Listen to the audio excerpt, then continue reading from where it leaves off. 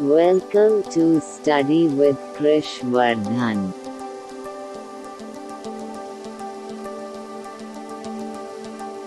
Hi everyone, welcome to Study with Kishwadhan. In this video, we are reading about the fundamental unit of life for NTSC 2023. ये जो chapter है ये bio का first chapter है class 9th का। हम लोगों ने क्लास 9 के केमिस्ट्री के हर एक चैप्टर को अच्छे तरीके से पढ़ चुका है, उसका प्लेलिस्ट आप लोग जाकर देख सकते हैं। अब हम लोग बायो पढ़ेंगे, उसके बाद फिजिक्स पढ़ेंगे, उसके बाद क्लास 10th के साइंस को कंप्लीट करेंगे। तो चलिए इस वीडियो में हम लोग the fundamental unit of life को पढ़ते हैं, मतलब सेल्स के बारे में हम लोग पढ़ेंगे और समझते हैं। तो चलिए चैप्टर को स्टार्ट करते हैं। So firstly we are understanding the heading of this chapter. The heading of this chapter is the fundamental unit of life. The fundamental unit of life का मतलब होता क्या है? देखिए, इसका मतलब होता है जीवन का सबसे छोटा इकाई। तो सबसे छोटा इकाई जो जीवन का है दोस्तों, वह है सेल। सेल क्या होता है? देखिए, जितने भी लिविंग ऑर्गेनिज्म हैं वह किससे मिलकर बने हुए हैं? सेल से मिलकर बने हुए हैं। फंडामेंटल यूनिट ऑफ लाइफ से मिलकर बने हुए हैं, मतलब सेल से मिलकर बने हुए हैं। जो ये सेल है दोस्तों, वह लैटिन वर्ड है जिसका मतलब होता है अ लिटिल रूम। सेल जो है वो basic structural and functional unit of life है, मतलब सबसे छोटा स्ट्रक्चरल और फंक्शनल है हम लोग के लाइफ का। सेल जो है वो रॉबर्ट हुक साहब के द्वारा जो है डिस्कवर किया गया है। देखिए, नंबर ऑफ सेल्स मिलकर टिश्यू बनाते हैं और टिश्यू मिलकर ऑर्गन्स बनाते हैं और ऑर्गन्स मिलकर ऑर्गन सिस्टम बनाते हैं और ऑर्गन सिस्टम बनकर एक लिविंग ऑर्गेनिज्म बनता है। एक लिविंग ऑर्गेनिज्म का जो है हम लोग कह सकते हैं लाइफ बनता है। अब हम लोग का शरीर कैसे बना है? सेल से मिलकर बना है क्या? टिश्यू। टिश्यू से मिलकर बना है ऑर्गन सिस्टम या ऑर्गन्स, और उसके बाद हम लोग का शरीर बना है। तो हम लोग कह सकते हैं जो सेल है वो the fundamental unit of life है। तो हेडिंग का यही मतलब था। अब हम लोग सेल के डिस्कवरी के बारे में समझते हैं। देखिए, सबसे पहले रॉबर्ट हुक साहब ने cork the bark of tree को कॉर्क कहा जाता है, मतलब पेड़ के छिलके को कॉर्क कहा जाता है। उसको जब रॉबर्ट हुक साहब ने देखा, क्या देखा? माइक्रोस्कोप से देखा, तो उनको कुछ स्ट्रक्चर दिखाई दिया हनी कम्ब जैसा, मतलब मधुमक्खी के छत्ते जैसा उनको स्ट्रक्चर दिखाई दिया। उसी को उन्होंने कहा सेल। और हम लोग सेल बायोलॉजी भी पढ़ते हैं। तो उसके बाद क्या हुआ, और डिस्कवरी ऑफ सेल के बारे में और हम समझेंगे। उसके बाद एक साइंटिस्ट आते हैं ल्यूवेनहॉक साहब। उन्होंने लिविंग सेल्स देखा, तालाब के पानी में उन्होंने लिविंग सेल्स देखा, पॉन्ड के वाटर में फर्स्ट टाइम। अब आप लोग कहेंगे रॉबर्ट हुक साहब पहले डिस्कवरी किए थे सेल का कि ल्यूवेनहॉक साहब? तो डिस्कवरी सबसे पहले सेल का रॉबर्ट हुक साहब ने ही किया था, लेकिन उन्होंने कैसे सेल को देखा था? उन्होंने डेड सेल को देखा था, मरे हुए सेल को देखा था। तो ये पूछे हु डिस्कवर्ड सेल, तो आप लोग जवाब देंगे रॉबर्ट हुक। लेकिन अगर ये पूछे हु डिस्कवर्ड लिविंग सेल्स, तो आप लोग किसका जवाब देंगे? ल्यूवेनहॉक। ल्यूवेनहॉक ने सबसे पहले लिविंग सेल्स का आविष्कार किया था। फादर ऑफ माइक्रोबायोलॉजी के नाम से भी जाने जाते हैं ये ल्यूवेनहॉक साहब, बहुत जाने माने साइंटिस्ट हैं। और न्यूक्लियस, सेल में एक न्यूक्लियस होता है, उसको आगे हम लोग पढ़ेंगे। उसका डिस्कवरी किसने किया था? रॉबर्ट ब्राउन साहब ने किया था। रॉबर्ट ब्राउन साहब भी बहुत जाने माने एक बहुत अच्छे साइंटिस्ट हैं। उन्होंने क्या किया? न्यूक्लियस का खोज किया। अब निकल के आता है सेल थ्योरी। सेल थ्योरी बना। सबसे पहले दो साइंटिस्टों ने सेल थ्योरी को बनाया। पहले जो थे स्लाइडन और दूसरे थे स्वेन। इन दोनों ने मिलके सेल थ्योरी बनाई। सेल थ्योरी में क्या कहा गया कि जितने भी प्लांट्स और एनिमल्स हैं वो सेल से मिलकर बने हुए हैं। ये फर्स्ट स्टेटमेंट था। और सेकेंड स्टेटमेंट क्या था दोस्तों? सेकेंड स्टेटमेंट था कि सेल्स जो है वो बेसिक स्ट्रक्चरल और फंक्शनल है लाइफ का। तो दो सेंटेंस किसके द्वारा दिए गए थे? इन दो साइंटिस्टों के द्वारा दिए गए थे, जो कि क्या है? एक स्लाइडन साहब हैं और एक स्वेन साहब हैं। इन दोनों ने क्या बताया कि जो प्लांट्स और एनिमल्स हैं वह सेल से मिलकर बने हुए हैं, और जो सेल है वो the structural and functional unit of life है। तो ये जो दो सेंटेंस था ये सेल थ्योरी कहा गया। उसके बाद सेल थ्योरी को और आगे बढ़ाने के लिए एक साइंटिस्ट आए, वर्कआउट साहब। उन्होंने क्या कहा, उन्होंने कहा जितने सेल्स हैं वो प्री एग्जिस्टिंग सेल से आते हैं। मतलब कोई भी सेल्स नए नहीं बनते, वह पुराने सेल से ही डिवाइड होकर आते हैं। मतलब all cells arise from pre existing cell, मतलब पुराने सेल से ही मिलकर, पुराने सेल से ही क्या आते हैं, नए सेल्स बनते हैं। जब पुराने सेल्स डिवाइड होते हैं तो नए सेल्स का आविष्कार होता है। मतलब ये नहीं है कि कोई सेल्स नया बने, पुराने सेल से ही क्या आते हैं, नए सेल्स आते हैं। तो ये वर्कआउट साहब ने कहा था। इसके लिए एक टर्म भी यूज किया गया है वर्कआउट साहब के द्वारा, वह क्या है, ऑमनी सेलुला ई सेलुला। ऑमनी सेलुला ई सेलुला एक टर्म है जो कि वर्कआउट साहब के द्वारा यूज किया गया। इसका मतलब क्या होता है, ऑमनी सेलुला ई सेलुला का मतलब, इसका मतलब होता है कि जितने भी सेल्स हैं all cells come from pre existing cells. इसका मतलब यही सेंटेंस होता है जो सेंटेंस हम लोग पढ़ रहे थे। तो इसको छोटे में उन्होंने कहा कि ऑमनी सेलुला ई सेलुला। इसका मतलब क्या होता है कि जितने सेल्स हैं वो प्री एग्जिस्टिंग सेल से आते हैं। तो इसे आप नोट कर लेंगे, और आप लोग को पीडीएफ का लिंक डिस्क्रिप्शन में मिल जाएगा, वहाँ से पीडीएफ को डाउनलोड कर सकते हैं और अपने नोट्स को प्रिपेयर कर सकते हैं। चलिए, जो सेल्स होते हैं दोस्तों वो साइज में, शेप में और स्ट्रक्चर में डिफरेंट होते हैं। अलग अलग सेल अलग अलग शेप के होते हैं, स्ट्रक्चर के होते हैं, और उनका साइज भी अलग होता है। जैसे कि एग्जाम्पल हम लोग देखेंगे, ओनियन सेल्स अलग होगा, smooth muscle cell, blood cells, bone cells, fat cell, nerve cell, ovum cell, sperm etcetera. कई तरह के सेल हैं, और ये जो सेल का हमने नाम लिया, इनके सब साइज, शेप और स्ट्रक्चर सब अलग अलग होते हैं। ये नहीं है कि onion cell, smooth muscle cell एक ही जैसे होगा, या ब्लड सेल्स या बोन सेल एक ही जैसे होंगे। ये जितने भी सेल हैं वो अलग अलग होते हैं, उनका साइज भी अलग होता है, उनका शेप भी अलग होता है, और इनका स्ट्रक्चर भी अलग होता है। हर एक टाइप के सेल हर एक स्पेसिफिक फंक्शन को परफॉर्म करते हैं। जैसे नर्व सेल है, नर्व सेल क्या करता है, मैसेज को पहुंचाता है, मैसेंजर है ये nerve cell. Fat cell fat में होता है, बोन सेल बोन में प्रेजेंट होता है, ब्लड सेल ब्लड में प्रेजेंट होता है। ये जो जितने भी सेल हैं उनका स्पेसिफिक फंक्शन होता है जो कि वह परफॉर्म करते हैं। ए सिंगल सेल में constitute a whole organism as in amoeba, Chlamydomonas, paramecium and bacteria. कई जो लिविंग ऑर्गेनिज्म हैं दोस्तों वह सिंगल सेल से मिलकर बने होते हैं। सिंगल सेल्स का मतलब, इसका मतलब ये है कि आप लोग मान लीजिए आप घर में अकेले हैं, तो सब जितना भी घर का वर्क होगा वह सब आप ही को करना पड़ेगा। पोछा लगाने से लेकर खाना बनाने तक जितना भी वर्क होगा वो आप ही करना पड़ेगा। लेकिन अगर 5-6 लोग हैं तो क्या होता है, वर्क जो है वह डिवाइड हो जाता है। कोई पोछा लगा लेता है, कोई कुछ कर देता है, कोई खाना बना देता है। तो ऐसे वर्क जो है डिवाइड हो जाते हैं। तो इसी तरह जो ऑर्गेनिज्म हैं, कई ऑर्गेनिज्म जो हैं वह सिंगल सेल से मिलकर बने हुए हैं। मतलब एक ही सेल हर एक फंक्शन को परफॉर्म करता है। एग्जाम्पल जैसे हम लोग देख सकते हैं, अमीबा, क्लाइमेडोमोनस, पैरामीशियम और बैक्टीरिया जो हैं वह एक ही सेल से मिलकर बने होते हैं, सिंगल सेल से। इनको हम यूनिसेलुलर ऑर्गेनिज्म कहते हैं। और मल्टी सेलुलर ऑर्गेनिज्म क्या होते हैं, जैसे कि हम लोग ह्यूमन बींग्स हैं, फंजाई होते हैं, ये जो है मल्टी सेलुलर ऑर्गेनिज्म है। मतलब इनके पास कई सारे सेल्स होते हैं और इनका जो वर्क होता है उनके बॉडी का वह डिवाइड होता है, जिसको हम लोग डिवीजन ऑफ लेबर कहते हैं। जैसे कि खाना बनाना कोई अलग करता है और पोछा लगाता कोई और है। तो यही जो इसको हम लोग डिवीजन ऑफ लेबर कहते हैं, क्योंकि यहाँ पे वर्क क्या हो जाता है, डिवाइड हो जाता है। तो अब जो हम लोगों ने पढ़ा है उसको फिर से एक बार रिवाइज करते हैं।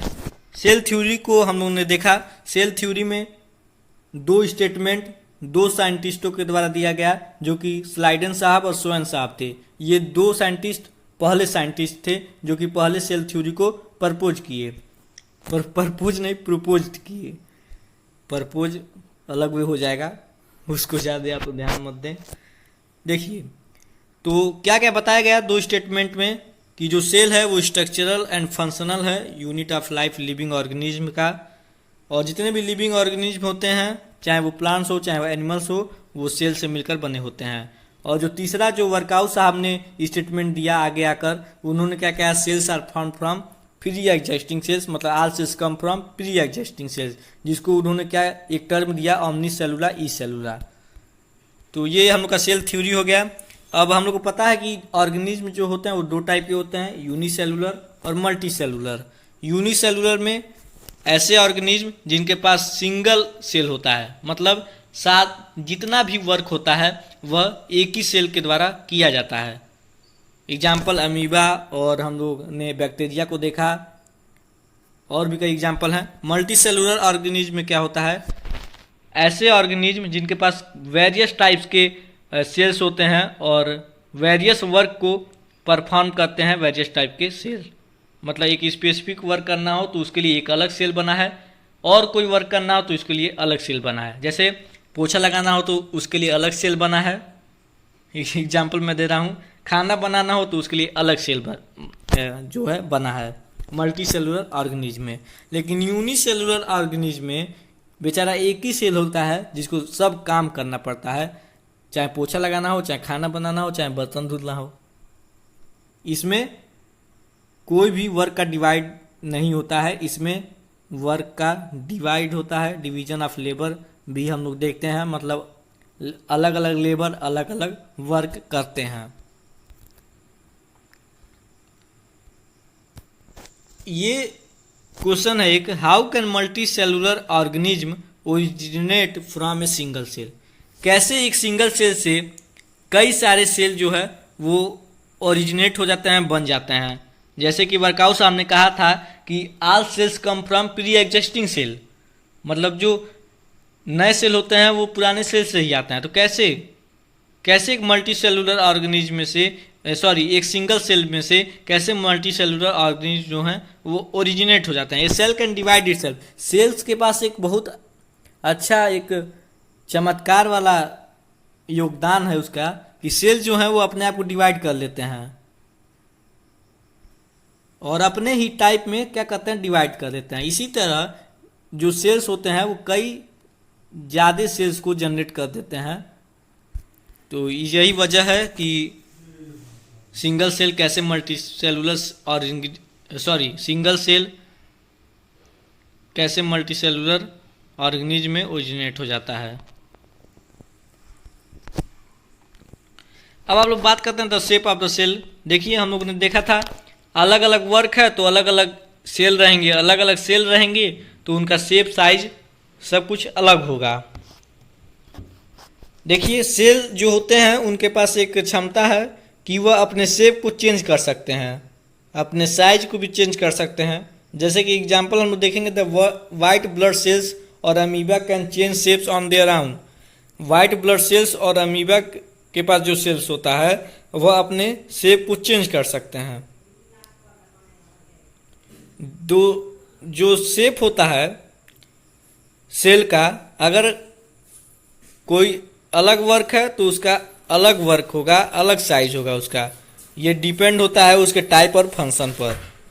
जैसे कि हम लोग देखेंगे यहाँ पर red blood cell, muscle cell, nerve cell, paramecium, diatom, leaf pore guard cell, ये सब अलग अलग सेल हैं जिनका अलग अलग वर्क होता है, अलग अलग फंक्शन होते हैं। अब इसमें पूछा है how can cells perform distinct function in organism. कैसे सेल्स जो हैं वो ऑर्गेनिज्म में फंक्शन परफॉर्म करते हैं। देखिए सेल्स के अंदर भी कई तरह के ऐसे कंपोनेंट्स हैं जिनको हम लोग क्या कहते हैं, ऑर्गेनेलिज कहते हैं। हर एक ऑर्गेनेलिज के पास अलग अलग वर्क का दिया गया है, उसको डिवीजन ऑफ लेबर उसमें हुआ है। जैसे सेल भी कई तरह के ऑर्गेनेलिज से मिल के बना हुआ है।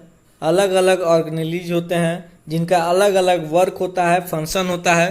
तो ऐसे ही ये जो है सेल का वर्क होता है, परफॉर्म करता है।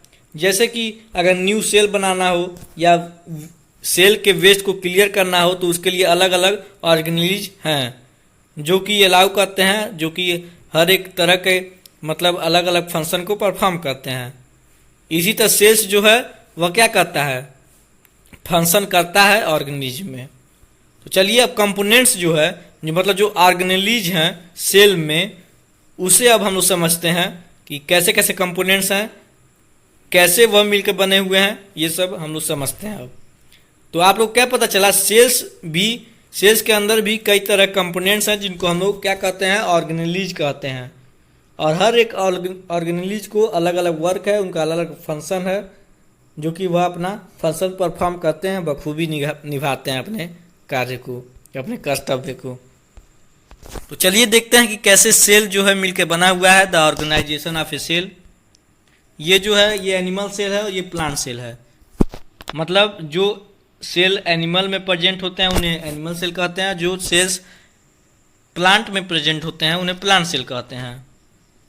तो जो सेल है दोस्तों वह 4 फीचर से मिलके बना हुआ है। यहाँ पे आप लोग 5 जो है उसे आप लोग कट कर देंगे, यहाँ पे आप लोग 4 राइट करेंगे। जो सेल है वो 4 फीचर से मिलके बना हुआ है, plasma membrane, cell wall, nucleus, cytoplasm. Cell organelles यहाँ इसमें नहीं होगा क्योंकि साइटोप्लाज्म में ही क्या आता है, सेल ऑर्गेनेलिज आता है।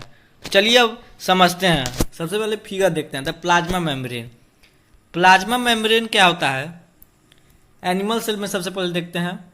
तो एनिमल सेल में ये क्या है, सेल मेम्ब्रेन। सेल मेम्ब्रेन को ही क्या कहते हैं, प्लाज्मा मेम्ब्रेन कहते हैं। समझ में आया। और प्लांट सेल में देखेंगे तो सेल मेम्ब्रेन, ये जो दूसरा मेम्ब्रेन है उसे हम लोग क्या कहेंगे, सेल मेम्ब्रेन कहते हैं। और जो पहला है उसे हम लोग सेल वॉल कहते हैं। यहाँ पे जैसे अब आप देखेंगे सेल वॉल, सेल वॉल कहाँ होता है, देखिए। अब एनिमल सेल का सबसे पहले बात करें, सेल वॉल। तो एनिमल सेल्स में सेल वॉल नहीं होता है, प्लांट सेल में सेल वॉल प्रेजेंट होता है। जो सबसे पहला वाला जो लेयर है उसे हम लोग कहते हैं सेल वॉल, और उसके अंदर वाला क्या है, सेल मेम्ब्रेन है। समझ में आया। चलिए तो यहाँ पे आप लोग देख सकते हो, यहाँ पे 2 मेम्ब्रेन है, पहला और दूसरा। पहले वाले को सेल वॉल कहते हैं और दूसरे वाले को सेल मेम्ब्रेन कहते हैं या प्लाज्मा मेम्ब्रेन कहते हैं। सेल मेम्ब्रेन को ही क्या कहा जाता है, प्लाज्मा मेम्ब्रेन कहा जाता है। अब आता है न्यूक्लियस। न्यूक्लियस बहुत ही खतरनाक चीज़ है, मतलब बहुत ही अच्छी चीज़ है। सेल का एक बहुत ही कर्तव्य इंसान है, हम लोग कह सकते हैं। ये जो है ये न्यूक्लियस है, ये जो सेंटर स्पेरिकल है वो न्यूक्लियस है।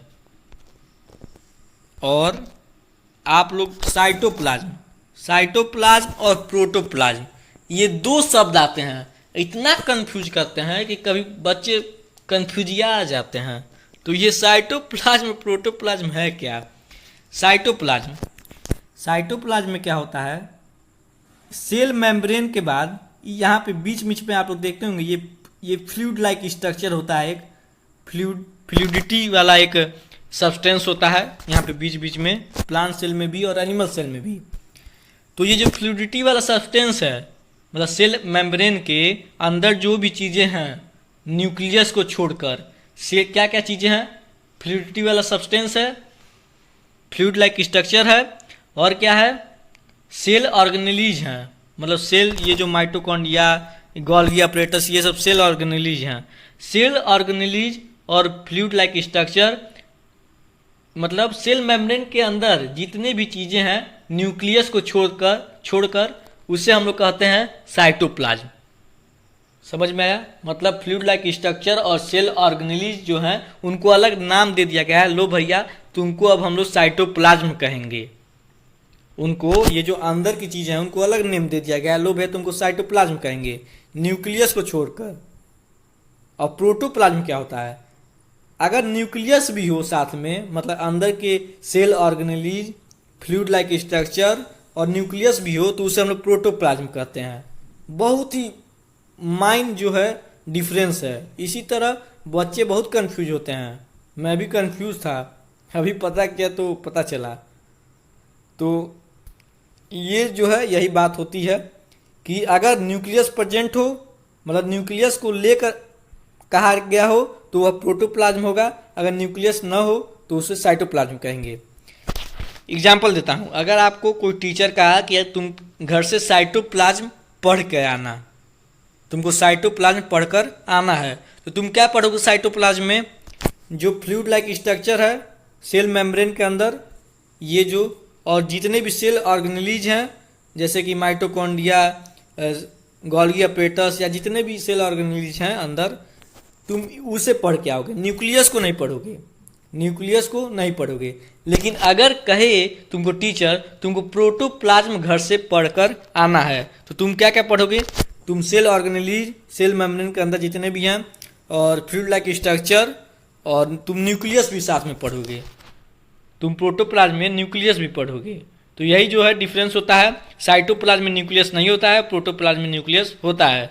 इसीलिए मैंने न्यूक्लियस को अलग राइट किया, समझ में आया? अगर प्रोटोप्लाज्म कहता तो न्यूक्लियस भी उसी में आ जाता और सेल ऑर्गेनेलीज भी उसी में आ जाता, लेकिन मैं न्यूक्लियस को अलग राइट किया, मैंने साइटोप्लाज्म लिखा, तो साइटोप्लाज्म लिखा तो मैं न्यूक्लियस को अलग राइट करूंगा, क्योंकि साइटोप्लाज्म में न्यूक्लियस नहीं होते। अगर प्रोटोप्लाज्म लिखता तो प्रोटोप्लाज्म में न्यूक्लियस भी होते और सेल ऑर्गेनेलीज भी होते, सेल ऑर्गेनेलीज भी होते। तो मैं ना न्यूक्लियस लिखता ना सेल ऑर्गेनेलीज लिखता, लेकिन साइटोप्लाज्म लिखा हूँ तो साइटोप्लाज्म में सेल ऑर्गेनेलीज आ जाता है। मैंने इसीलिए कहा सेल ऑर्गेनेलीज को आप लोग कट कर दीजिए और यहाँ पे 5 की जगह 4 कर दीजिए। समझ में आया? चलिए आगे बढ़ते हैं। तो हम लोग अब हर एक फीचर्स को, मतलब जो ये प्लाज्मा मेम्ब्रेन है, सेल वॉल है, न्यूक्लियस है, साइटोप्लाज्म है, और इनके अंदर जो जो चीज़ें हैं और ये किससे मिलकर बने हुए हैं और इनका फंक्शन क्या है, हम लोग डिटेल में बात करने वाले हैं और उसको पढ़ने वाले हैं। तो सबसे पहले हम लोग प्लाज्मा मेम्ब्रेन को पढ़ने वाले हैं, तो चलिए शुरू करते हैं। प्लाज्मा मेम्ब्रेन का हम लोगों ने फिगर भी देखा अभी। तो प्लाज्मा मेम्ब्रेन जो होता है दोस्तों, वो सेल को कवर किए रहता है, मतलब जितना एक्सटर्नल जो इन्वायरमेंट है उससे सेल को बचाए रहता है, एक्सटर्नल इन्वायरमेंट से सेपरेट किए रहता है। हम लोग एक बार और फिगर देखेंगे तो देख सकते हैं आप लोग, एनिमल सेल में सेल मेम्ब्रेन ये आप लोग देख सकते हैं, सेल मेम्ब्रेन क्या किया रहता है, सेल को कवर किया है, देख सकते हैं आप लोग। यहाँ पे प्लांट सेल में भी देख सकते हैं, ये जो है एक्सटर्नल एनवायरनमेंट से सेल को बचाया रहता है। ये एक बाउंड्री भी होता है, सेल का बाउंड्री भी होता है, सेल को एक शेप देता है ये सेल मेम्ब्रेन। और इसके स्ट्रक्चर के बारे में भी बात किया जाएगा। तो सेल मेम्ब्रेन जो है दोस्तों, वह सिलेक्टिवली परमिएबल मेम्ब्रेन है। इसका मतलब ये कुछ चुनिंदे सब्सटेंस को ही आने जाने देता है, हर सब्सटेंस नहीं आ सकते। ये सेलेक्टिवली परमिएबल होता है, ये कुछ चीज़ों को आने और जाने का इजाज़त देता है। तो ये बहुत ही अच्छा रोल अदा करता है सेल में। कुछ ही मटेरियल्स को ये आने जाने देता है, जिसके वजह से इसको हम लोग सेलेक्टिवली परमिएबल मेम्ब्रेन कहते हैं। प्लाज्मा मेम्ब्रेन को ही सेल मेम्ब्रेन कहा जाता है। तो इसके लिए एक फ्लूइड मोज़ेक मॉडल बना है। ये क्या कहता है फ्लूइड मोज़ेक मॉडल आप प्लाज्मा मेम्ब्रेन का? ये प्लाज्मा मेम्ब्रेन के स्ट्रक्चर को एक्सप्लेन करता है। प्लाज्मा मेम्ब्रेन जो है दोस्तों, वह 3 कंपोनेंट से मिलकर बना है, लिपिड्स, प्रोटीन्स और कार्बोहाइड्रेट्स। ये जो कंपोनेंट्स हैं वो प्लाज्मा मेम्ब्रेन में फ्रीली जो है फ्लूइडली के जैसे इनसाइड द प्लाज्मा मेम्ब्रेन में रहते हैं। यहाँ पे 2 टाइप्स ऑफ लिपिड्स हैं, मतलब फैट्स प्लाज्मा मेम्ब्रेन में। पहले हम लिपिड्स का बात करेंगे, उसका प्रोटीन्स का, उसके बाद कार्बोहाइड्रेट्स का। तो जो प्लाज्मा मेम्ब्रेन में जो लिपिड्स प्रेजेंट हैं वो 2 टाइप्स के प्रेजेंट हैं। चलिए देखते हैं। एक है फास्फोलिपिड और एक है कोलेस्ट्रॉल। फास्फोलिपिड क्या करता है काम? ये जो लिपिड है वो ग्लाइसरोल से मिलकर बना है, 2 फैसिड एसिड्स और फास्फेट से मिलकर बना है। ये सेमी परमिएबल मेम्ब्रेन, जो सेलेक्टिवली परमिएबल मेम्ब्रेन जो सेल मेम्ब्रेन है, वह किसके वजह से है, वो इस एसिड के वजह से है, सॉरी लिपिड के वजह से है, जो कि है फास्फोलिपिड। इसी की वजह से जो सेल है मेम्ब्रेन है वो सेलेक्टिवली परमिएबल है, मतलब कुछ ही मटेरियल्स को वह इनसाइड और आउटसाइड मतलब आने जाने का इजाज़त देता है। कोलेस्ट्रॉल जो दूसरा लिपिड है, ये जो लिपिड है दोस्तों वह सेल मेम्ब्रेन के सरफेस पर फ्लूइडिटी जो है प्रोवाइड कराता है। अब हम लोग प्रोटीन्स और कार्बोहाइड्रेट्स के बारे में बात करेंगे। तो प्रोटीन जो है वो सेल का रिसेप्टर होता है, सेल मेम्ब्रेन का रिसेप्टर होता है, जो कि ट्रांसपोर्टेशन मतलब ट्रांसपोर्ट कराता है कोई भी मटेरियल्स। और कार्बोहाइड्रेट जो होता है वह लिपिड्स और प्रोटीन से अटैच होता है। एक्स्ट्रासेलुलर साइड में, एक्स्ट्रासेलुलर जो है साइड में मतलब बाहर की साइड में मेम्ब्रेन के कार्बोहाइड्रेट जो होता है वो प्रोटीन और लिपिड से अटैच होता है। यहाँ पे आप लोग देख सकते हैं प्रोटीन से कार्बोहाइड्रेट यहाँ पे अटैच है, जिसको हम लोग ग्लाइकोप्रोटीन कहते हैं। और जब लिपिड से अटैच होगा तो इसको हम लोग ग्लाइकोलिपिड कहते हैं। यहाँ पे फास्फोलिपिड लेयर है, जिसके वजह से सेल मेम्ब्रेन जो है वो सेलेक्टिवली परमिएबल होता है। और आप लोग और भी देख सकते हैं कोलेस्ट्रॉल यहाँ पर है, इस फिगर में आप लोग बहुत कुछ चीज़ें देख सकते हैं। चलिए नेक्स्ट चलते हैं, कैसे कोई भी सब्सटेंस सेल के अंदर और बाहर जाते हैं। देखिए इसके लिए एक प्रोसेस बना है जो कि जिसको हम लोग कहते हैं डिफ्यूजन। किसी भी सब्सटेंस को हाई कंसंट्रेशन से लो कंसंट्रेशन की तरफ आना, उसी प्रोसेस को हम लोग डिफ्यूजन कहते हैं। अब हाई कंसंट्रेशन और लो कंसंट्रेशन क्या होता है, जैसे कि आप लोग भीड़ भाड़ वाली जगह से शांत जगह पर आते हैं, वैसे ही जहाँ ज़्यादा मटेरियल्स होते हैं वहाँ से सब्सटेंस क्या होता है, वहाँ से कुछ मटेरियल लो कंसंट्रेशन मतलब शांत जगह से आते हैं हाई कंसंट्रेशन से, उसी प्रोसेस को डिफ्यूजन कहते हैं। जैसे आप लोग कहीं भीड़ भाड़ जगह पर हैं तो आप लोग क्या पसंद करेंगे कि कहीं शांत जगह पर जाएं, और ऐसे ही मतलब सब्सटेंस भी कहते हैं भीड़ भाड़ वाले जगह से शांत जगह पर जाना पसंद करते हैं, तो इसी प्रोसेस को हम लोग डिफ्यूजन कहते हैं। डिफ्यूजन जो कोई भी सब्सटेंस हो, चाहे वो किसी भी स्टेट में हो, सॉलिड लिक्विड और गैस, ये जो डिफ्यूजन है वो सॉलिड पे भी काम करता है, लिक्विड पे भी काम करता है और गैस पे भी काम करता है। मतलब ये जो सब्सटेंस हैं वो लिक्विड भी हो सकते हैं, सॉलिड भी हो सकते हैं और गैस भी हो सकते हैं। लेकिन ऑस्मोसिस क्या होता है, ऑस्मोसिस देखिए ये एक नेम दे दिया गया है लिक्विड स्टेट के लिए, मतलब अगर कोई भी लिक्विड स्टेट नहीं, वाटर के लिए, मतलब लिक्विड स्टेट ही कह सकते हैं। अगर वाटर अगर मूवमेंट करता है हाई कंसंट्रेशन से लो कंसंट्रेशन, तो उसको हम लोग कहते हैं ऑस्मोसिस। इसको अलग नेम दे दिया गया है, क्या नेम दे दिया गया है, ऑस्मोसिस। मतलब ये डिफ्यूजन का ही प्रोसेस है, लेकिन इसको स्पेशल नेम दे दिया गया है ऑस्मोसिस। अगर वाटर जो है मूवमेंट करता है हाई कंसंट्रेशन से लो कंसंट्रेशन की तरफ, तो उसको हम लोग ऑस्मोसिस कहते हैं। तो इसके लिए 3 सॉल्यूशन बनाए गए हैं, एक हाइपोटोनिक सॉल्यूशन, एक आइसोटोनिक सॉल्यूशन और एक हाइपरटोनिक सॉल्यूशन। ये सॉल्यूशन जो है इसी पर बनाया गया है, फ्लूइड मोज़ेक मॉडल पर ही बनाया गया है। यानी हम लोग कह सकते हैं कैसे सब्सटेंस जो मूव करते हैं तो क्या क्या होता है। अगर सब्सटेंस हाई कंसंट्रेशन से लो कंसंट्रेशन की तरफ मूव करते हैं तो क्या क्या होता है। कुछ सेल के अंदर परिवर्तन होता होगा, चेंजेस होते होंगे, तो क्या चेंज होते हैं उन्हें अब हम लोग देखने वाले हैं इन 3 सॉल्यूशन की मदद से, हाइपोटोनिक, आइसोटोनिक और हाइपरटोनिक से। ये जो सॉल्यूशन बने हैं दोस्तों स्पेशल वाटर के लिए बने हैं, मतलब ऑस्मोसिस के लिए बने हैं। इसमें क्या होता है, इन तीनों सॉल्यूशन में वाटर जो है मूवमेंट करता है हाई कंसंट्रेशन से लो कंसंट्रेशन की तरफ। हाइपोटोनिक सॉल्यूशन में क्या होता है, सेल के बाहर जो वाटर का कंसंट्रेशन होता है वह हाई होता है, और सेल के अंदर जो कंसंट्रेशन होता है वह क्या होता है, लो होता है। मतलब अगर concentration of water outside the cell is higher than the concentration of water inside the cell gains water by the process of osmosis. मतलब अगर सेल के अंदर वाटर का जो कंसंट्रेशन है वो लो होगा और बाहर सेल के बाहर जो वाटर का कंसंट्रेशन है वह हाई होगा, तो क्या होगा, हम लोगों ने क्या पढ़ा कि कोई भी सब्सटेंस हाई कंसंट्रेशन से लो कंसंट्रेशन की तरफ मूव करते हैं तो वाटर भी क्या करेगा, हाई कंसंट्रेशन की तरफ से लो कंसंट्रेशन की तरफ मूव करेगा। मतलब outside of the cell concentration क्या है वाटर का, हाई है, और इनसाइड द सेल कंसंट्रेशन क्या है वाटर का, वह लो है। तो बाहर से अंदर आएगा, मतलब सेल के बाहर से वाटर अब सेल के अंदर आएगा, क्योंकि हम लोग जानते हैं कोई भी सब्सटेंस हाई कंसंट्रेशन की के तरफ से लो कंसंट्रेशन की तरफ मूव करते हैं। तो जब अंदर आएगा वाटर, जब अंदर आएगा किस प्रोसेस से आएगा, ऑस्मोसिस के प्रोसेस से आएगा। हम लोग जानते हैं अगर वाटर मूवमेंट करता है हाई कंसंट्रेशन से लो कंसंट्रेशन की तरफ तो उस प्रोसेस को क्या कहते हैं, ऑस्मोसिस कहते हैं।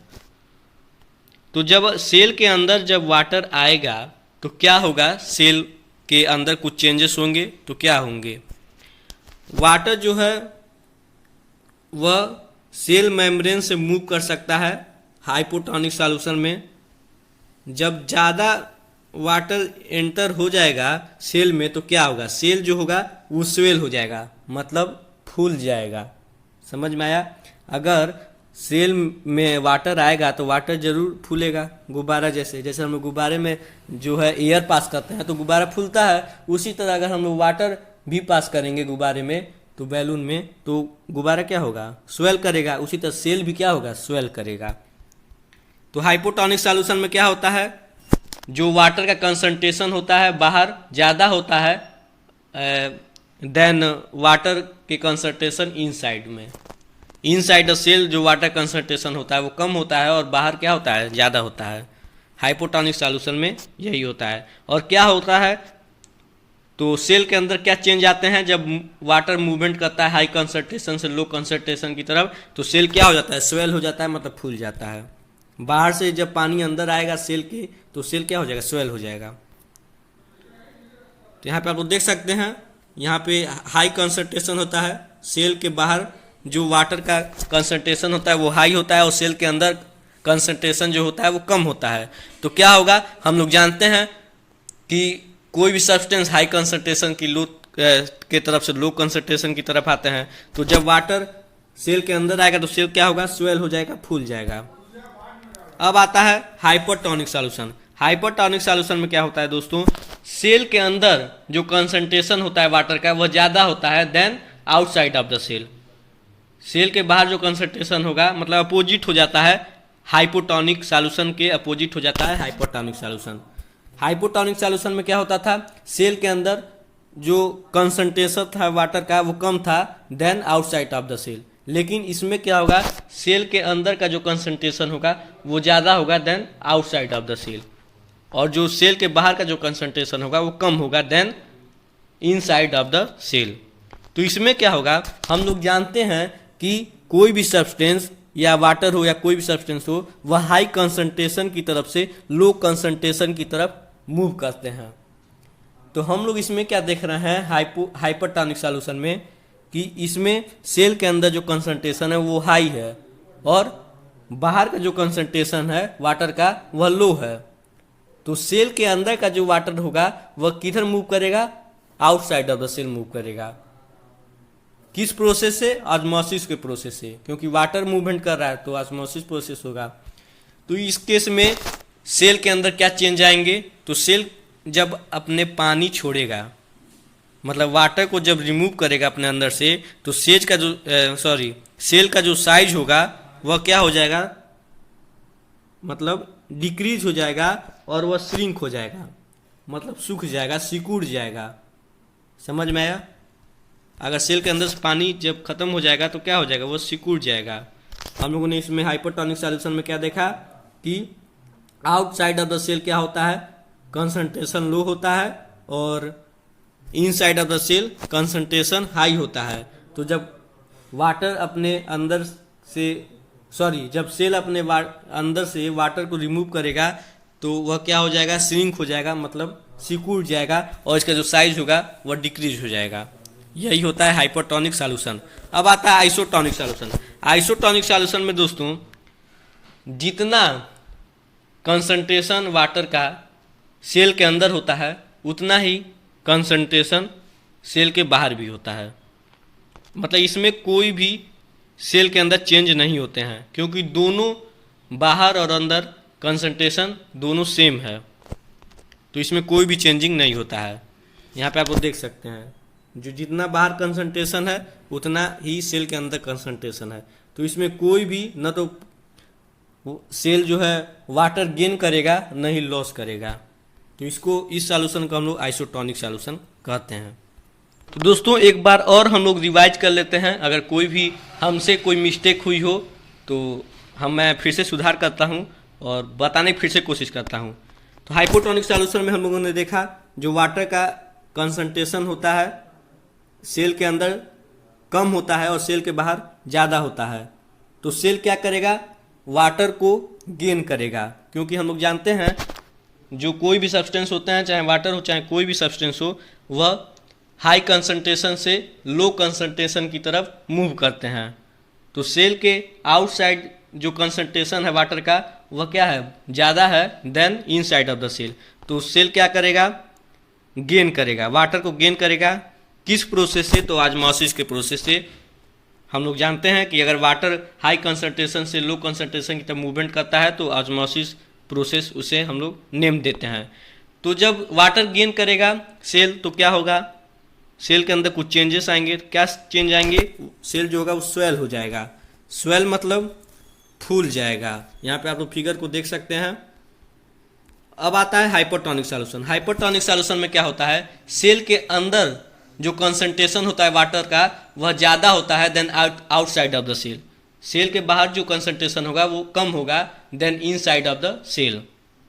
मतलब हाइपोटोनिक सॉल्यूशन में जो होता है क्या होता है, सेल के अंदर जो कंसंट्रेशन होगा वाटर का वह ज़्यादा होगा और सेल के बाहर जो कंसंट्रेशन होगा वाटर का वह कम होगा। तो सेल इसमें क्या करेगा, सेल वाटर लॉस करेगा।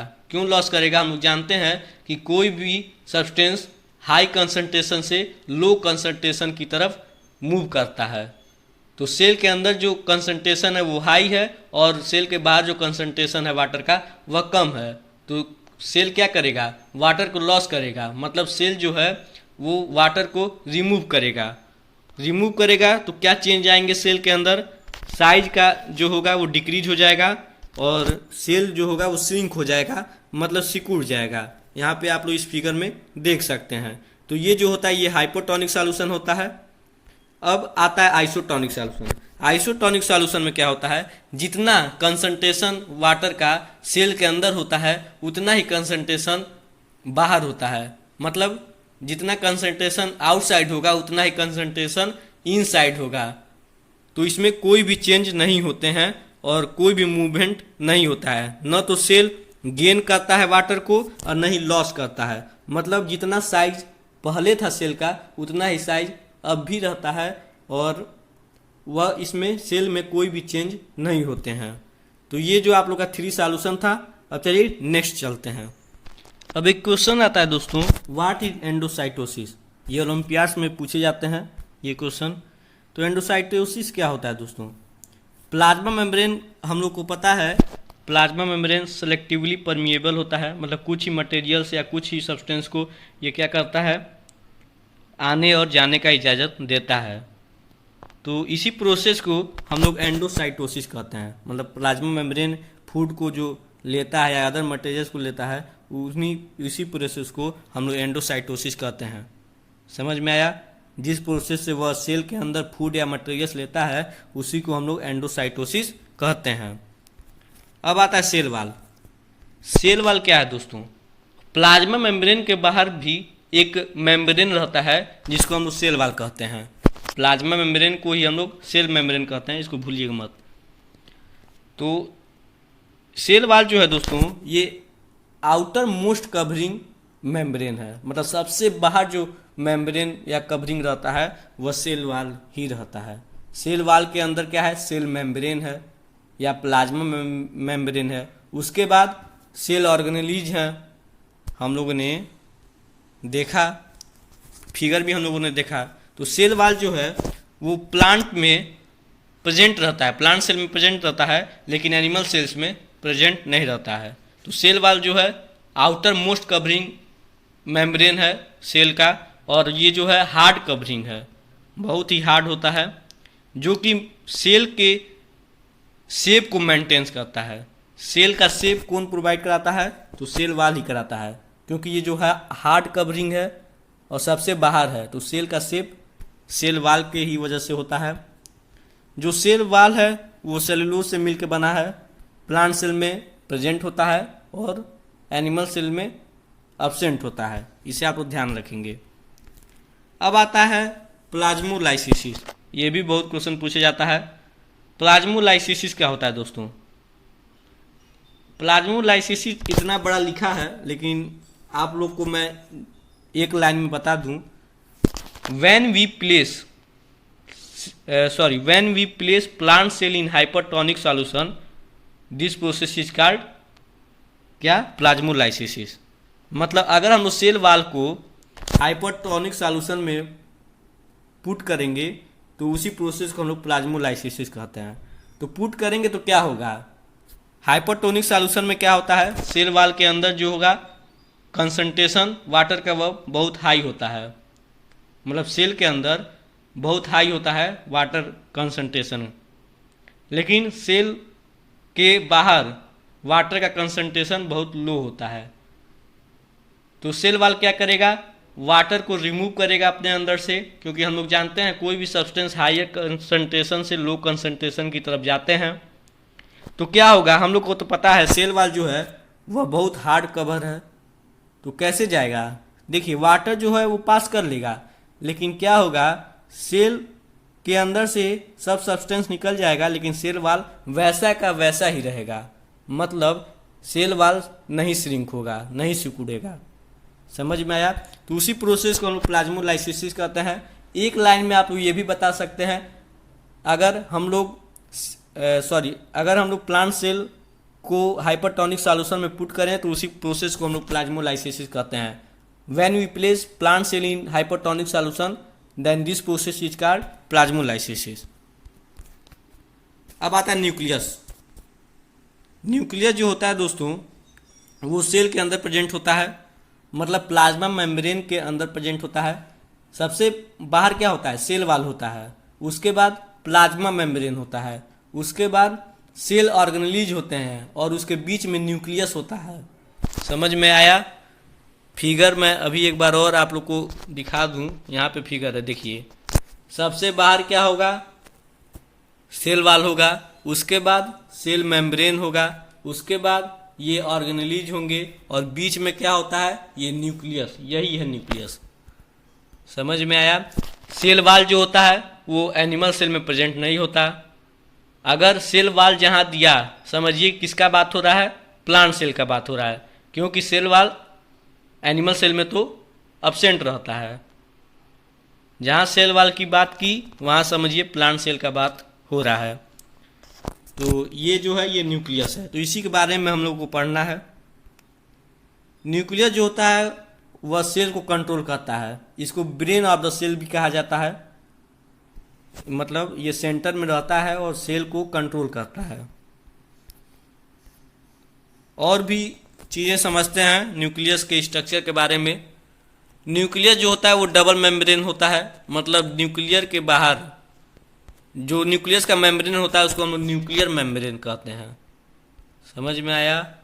न्यूक्लियस के बाहर डबल मेम्ब्रेन होता है, पहला और दूसरा। जैसे सेल वाल और सेल मेम्ब्रेन होते हैं, उसी तरह न्यूक्लियस का मेम्ब्रेन होता है जिसको हम न्यूक्लियर मेम्ब्रेन कहते हैं। न्यूक्लियस जो है वो डबल सेल ऑर्गेनल है, मतलब डबल सेल होता है, सॉरी न्यूक्लियस जो है वो डबल मेम्ब्रेन होता है उसके पास। समझ में आया? जिसको हम लोग न्यूक्लियर मेम्ब्रेन कहते हैं, मतलब इसका दो जो है रक्षा कवच है न्यूक्लियस के पास, उसके पास दो मेम्ब्रेन है जिसको हम लोग न्यूक्लियर मेम्ब्रेन कहते हैं। और न्यूक्लियर मेम्ब्रेन में पोर्स, मतलब छेद टाइप के प्रेजेंट होते हैं, छिद्रिल होता है, मतलब उसमें से कोई भी चीज़ें जो है पास हो सकती हैं और आ सकती हैं, जा सकती हैं। समझ में आया?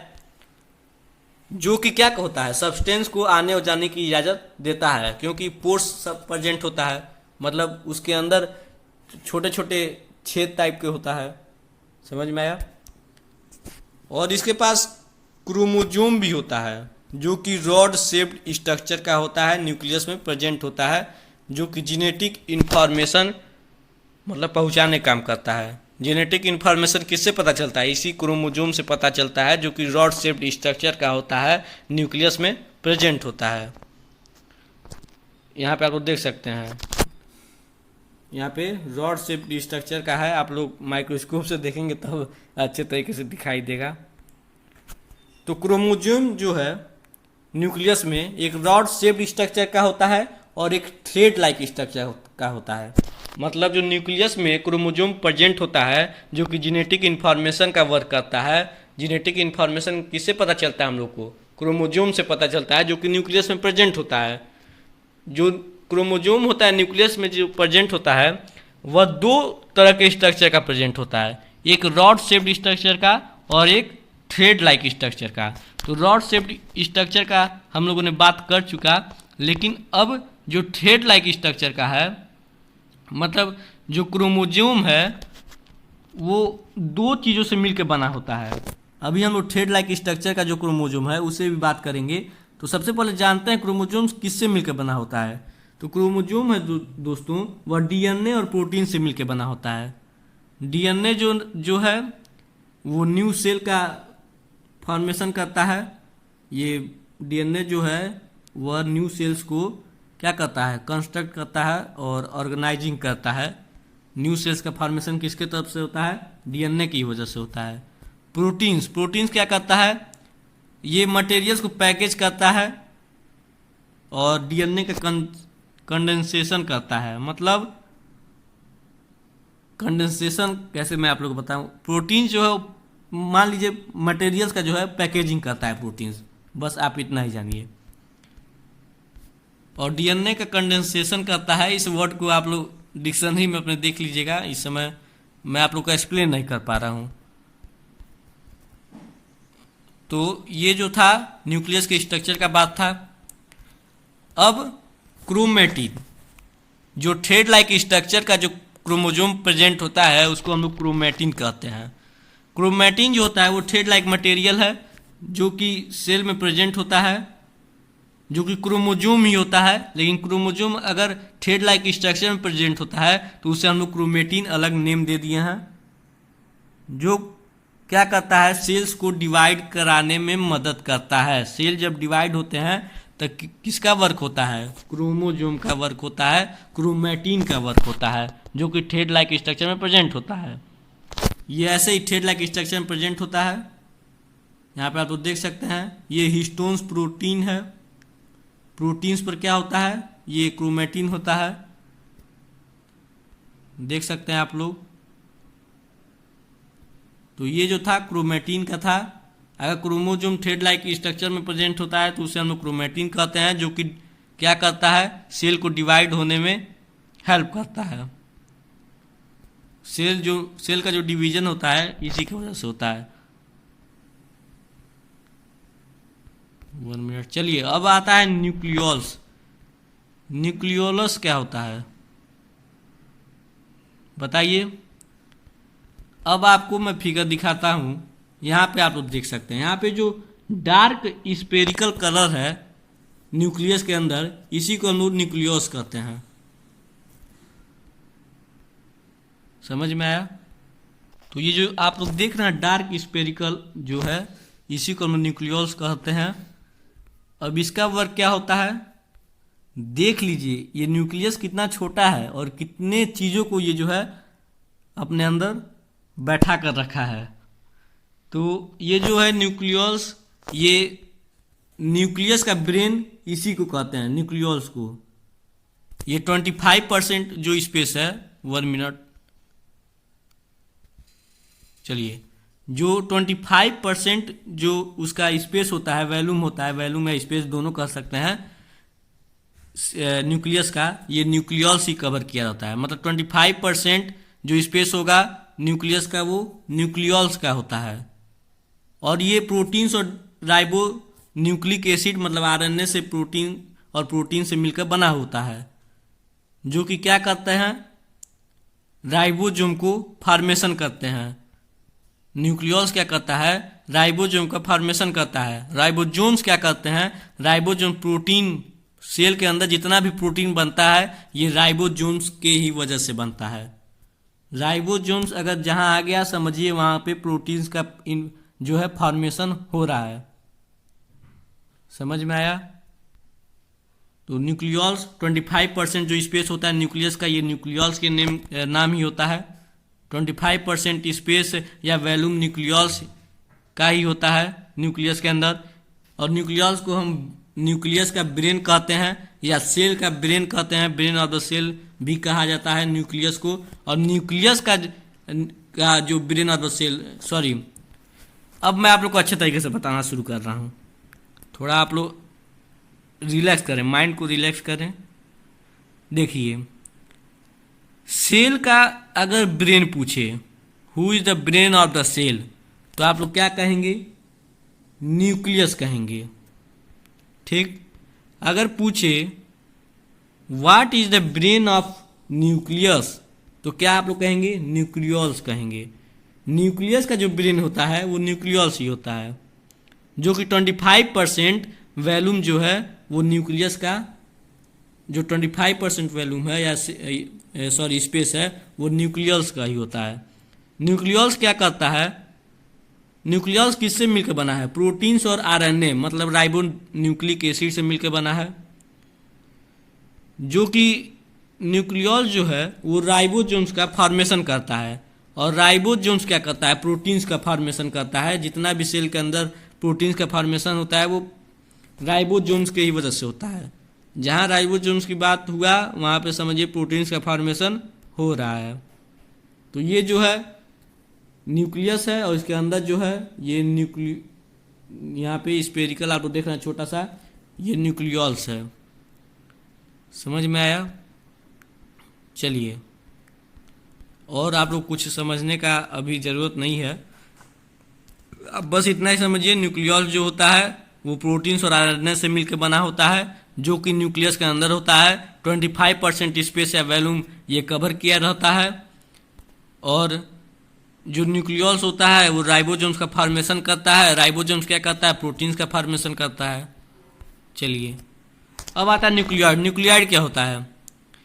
कभी कभी सेल्स के पास न्यूक्लियस वेल डिफाइन नहीं होता है, मतलब न्यूक्लियस के पास मेम्ब्रेन नहीं होता है। मतलब जो न्यूक्लियस के पास न्यूक्लियर मेम्ब्रेन होता है वह नहीं होता है, या होता है तो अच्छे तरीके से मतलब नहीं होता है, वेल डिफाइन नहीं होता है। तो उसी न्यूक्लियस को हम लोग क्या कहते हैं? न्यूक्लियाइड कहते हैं। मतलब न्यूक्लियर का जो बाउंड्री होता है वो अच्छे तरीके से नहीं होता है, या वेल डिफाइन नहीं होता है, या कभी कभी होता ही नहीं है। तो उसी न्यूक्लियस को हम लोग न्यूक्लियाइड कहते हैं। इसका आगे जो है हम लोग इसके बारे में पढ़ेंगे, न्यूक्लियाइड किस में होता है किस में नहीं होता है। चलिए, अभी फ़िलहाल के लिए इतना ही। चलिए आगे देखते हैं। आगे है ये स्ट्रक्चर, आप लोग देख सकते हैं। हम लोग ने न्यूक्लियस के बारे में पढ़ लिया, सेल वाल के बारे में पढ़ लिया, सेल मेम्ब्रेन या प्लाज्मा मेम्ब्रेन के बारे में भी पढ़ लिया। चलिए, अब आगे क्या है? आगे है साइटोप्लाज्म।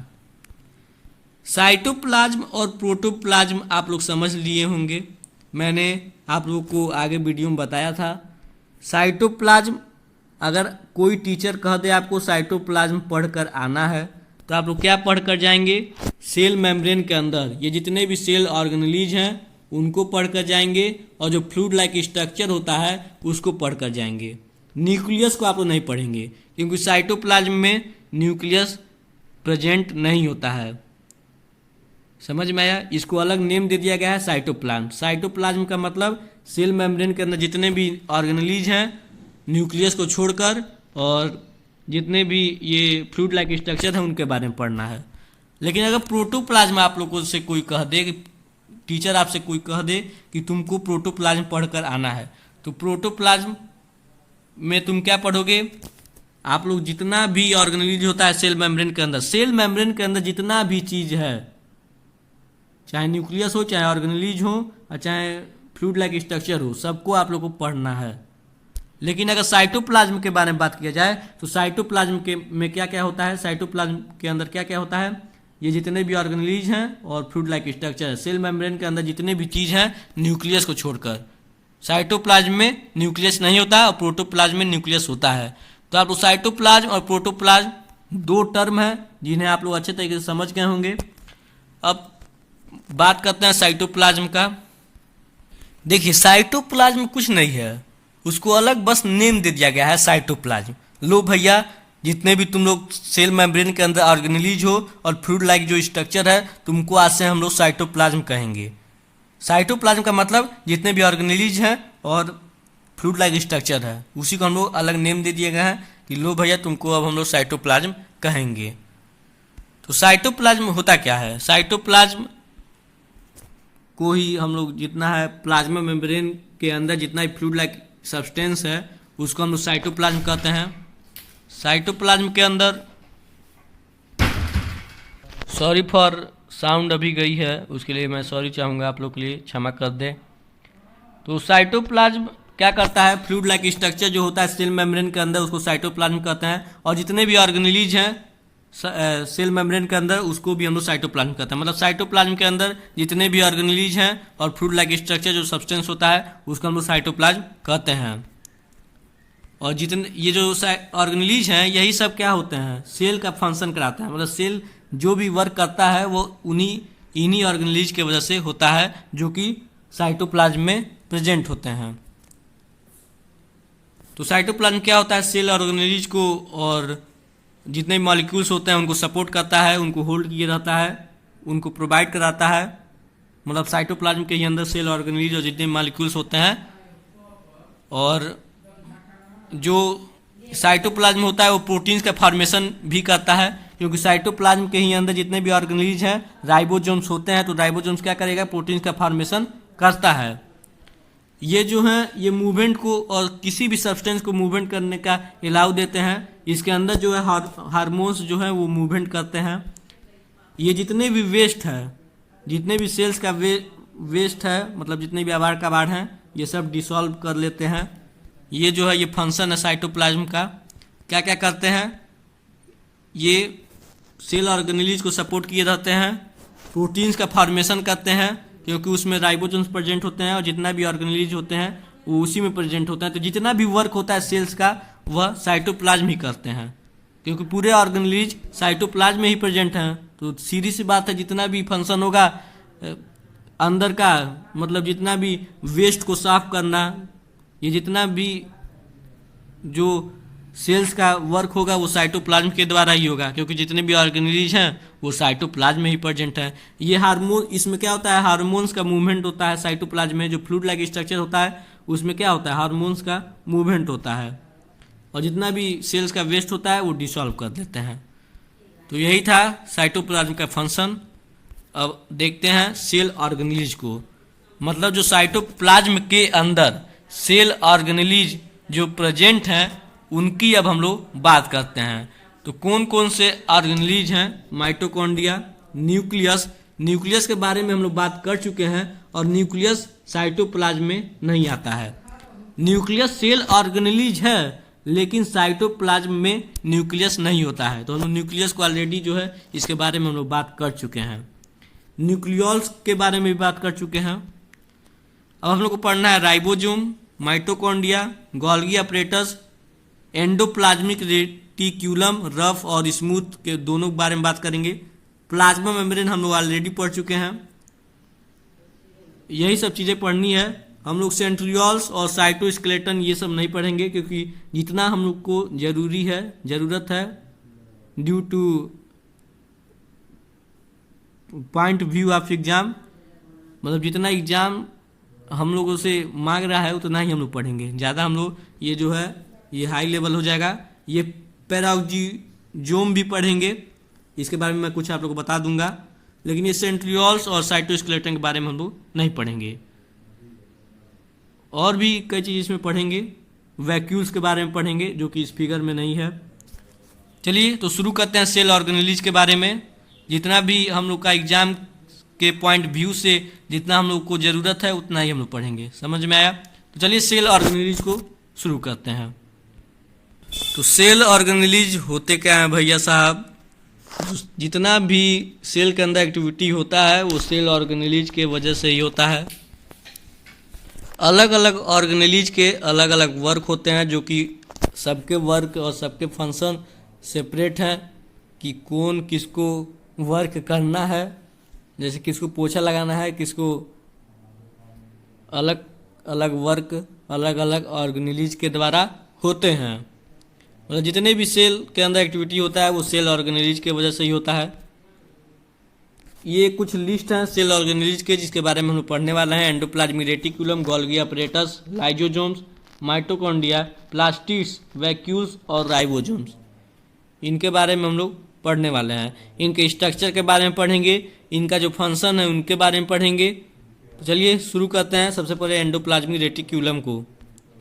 तो एंडोप्लाज्मिक रेटिकुलम का फिगर आप लोग ऐसा कुछ देख सकते हैं। दो टाइप के एंडोप्लाज्मिक रेटिकुलम होते हैं, एक स्ट्रक्चर होता है सीट टाइप का और एक होता है ट्यूब टाइप का। यहाँ पे ट्यूब टाइप का है और ये जो है एंडोप्लाज्मिक रेटिकुलम ये सीट टाइप का है, SHEET, सीट टाइप।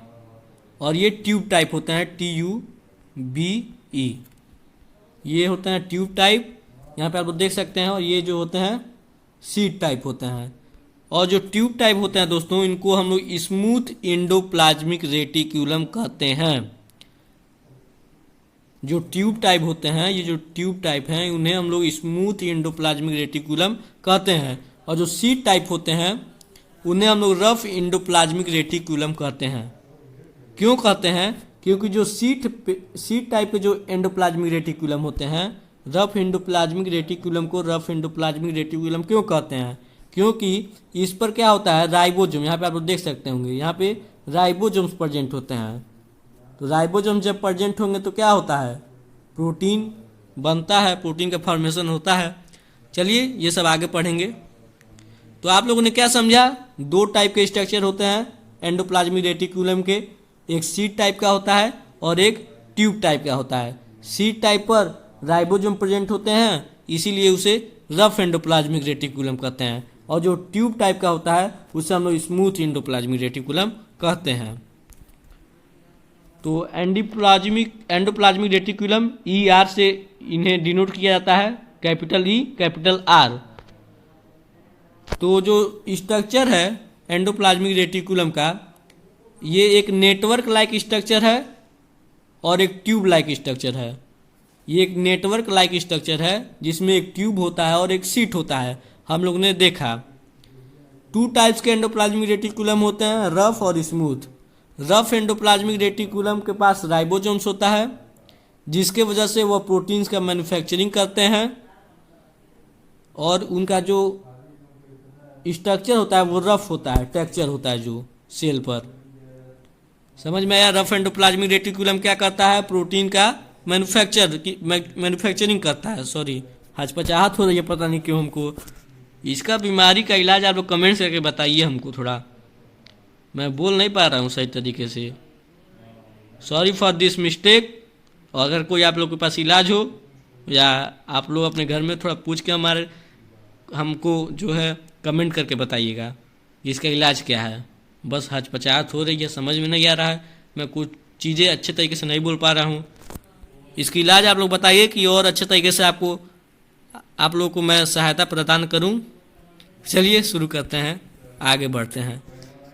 तो जो स्मूथ एंडोप्लाज्मिक रेटिकुलम होता है दोस्तों, वो फैट्स या लिपिड्स का जो है मैन्युफैक्चरिंग करता है। समझ में आया? समझ में आया? बताइए ना। रफ एंडोप्लाज्मिक रेटिकुलम के पास राइबोसोम्स होता है जो कि प्रोटीन्स मैन्युफैक्चर करते हैं, और स्मूथ एंडोप्लाज्मिक रेटिकुलम लिपिड्स या फैट्स का मैन्युफैक्चरिंग करते हैं। तो लिपिड्स और प्रोटीन्स क्या होते हैं या इनका वर्क क्या होता है, फंक्शन क्या होता है? प्रोटीन्स और लिपिड जो होते हैं वो endoplasmic reticulum, smooth endoplasmic reticulum पर बनाए जाते हैं। उसको स्मूथ पर लिपिड्स बनता है और रफ एंडोप्लाज्मिक रेटिकुलम पर प्रोटीन बनता है। तो सेल मेम्ब्रेन्स का क्या होता है, जो कि सेल मेम्ब्रेन्स को यूज करने के लिए वह क्या करते हैं, बनाते हैं। प्रोटीन्स और लिपिड जो होता है वो किसके लिए बनता है, सेल मेम्ब्रेन्स के लिए बनता है, जो कि एंडोप्लाज्मिक रेटिकुलम के द्वारा बनता है। तो इसी प्रोसेस को हम लोग कहते हैं मेम्ब्रेन बायोगेनेसिस। सुनिए, सबसे पहले आप लोग ये समझिए कि एंडोप्लाज्मिक रेटिक्यूलम के पास प्रोटीन्स और लिपिड्स बनता है। समझ में आया? और किसके लिए बनता है? सेल मेम्ब्रेन के लिए बनता है। तो इसी प्रोसेस को हम लोग क्या कहते हैं? मेम्ब्रेन बायोजेनेसिस कहते हैं। प्रोटीन जो होता है वो इंजाइम के जैसे एक्ट करता है और लिपिड जो होता है वो हार्मोन्स के जैसे रिएक्ट करता है, या हम लोग ये भी कह सकते हैं प्रोटीन्स और लिपिड्स दोनों हार्मोन्स के तरह एक्ट करते हैं। और प्रोटीन जो होता है वो एंजाइम के जैसे एक्ट करता है। समझ में आया? प्रोटीन जो होता है वो एंजाइम के जैसे एक्ट करता है और प्रोटीन्स और लिपिड्स हार्मोन्स के जैसे एक्ट करते हैं।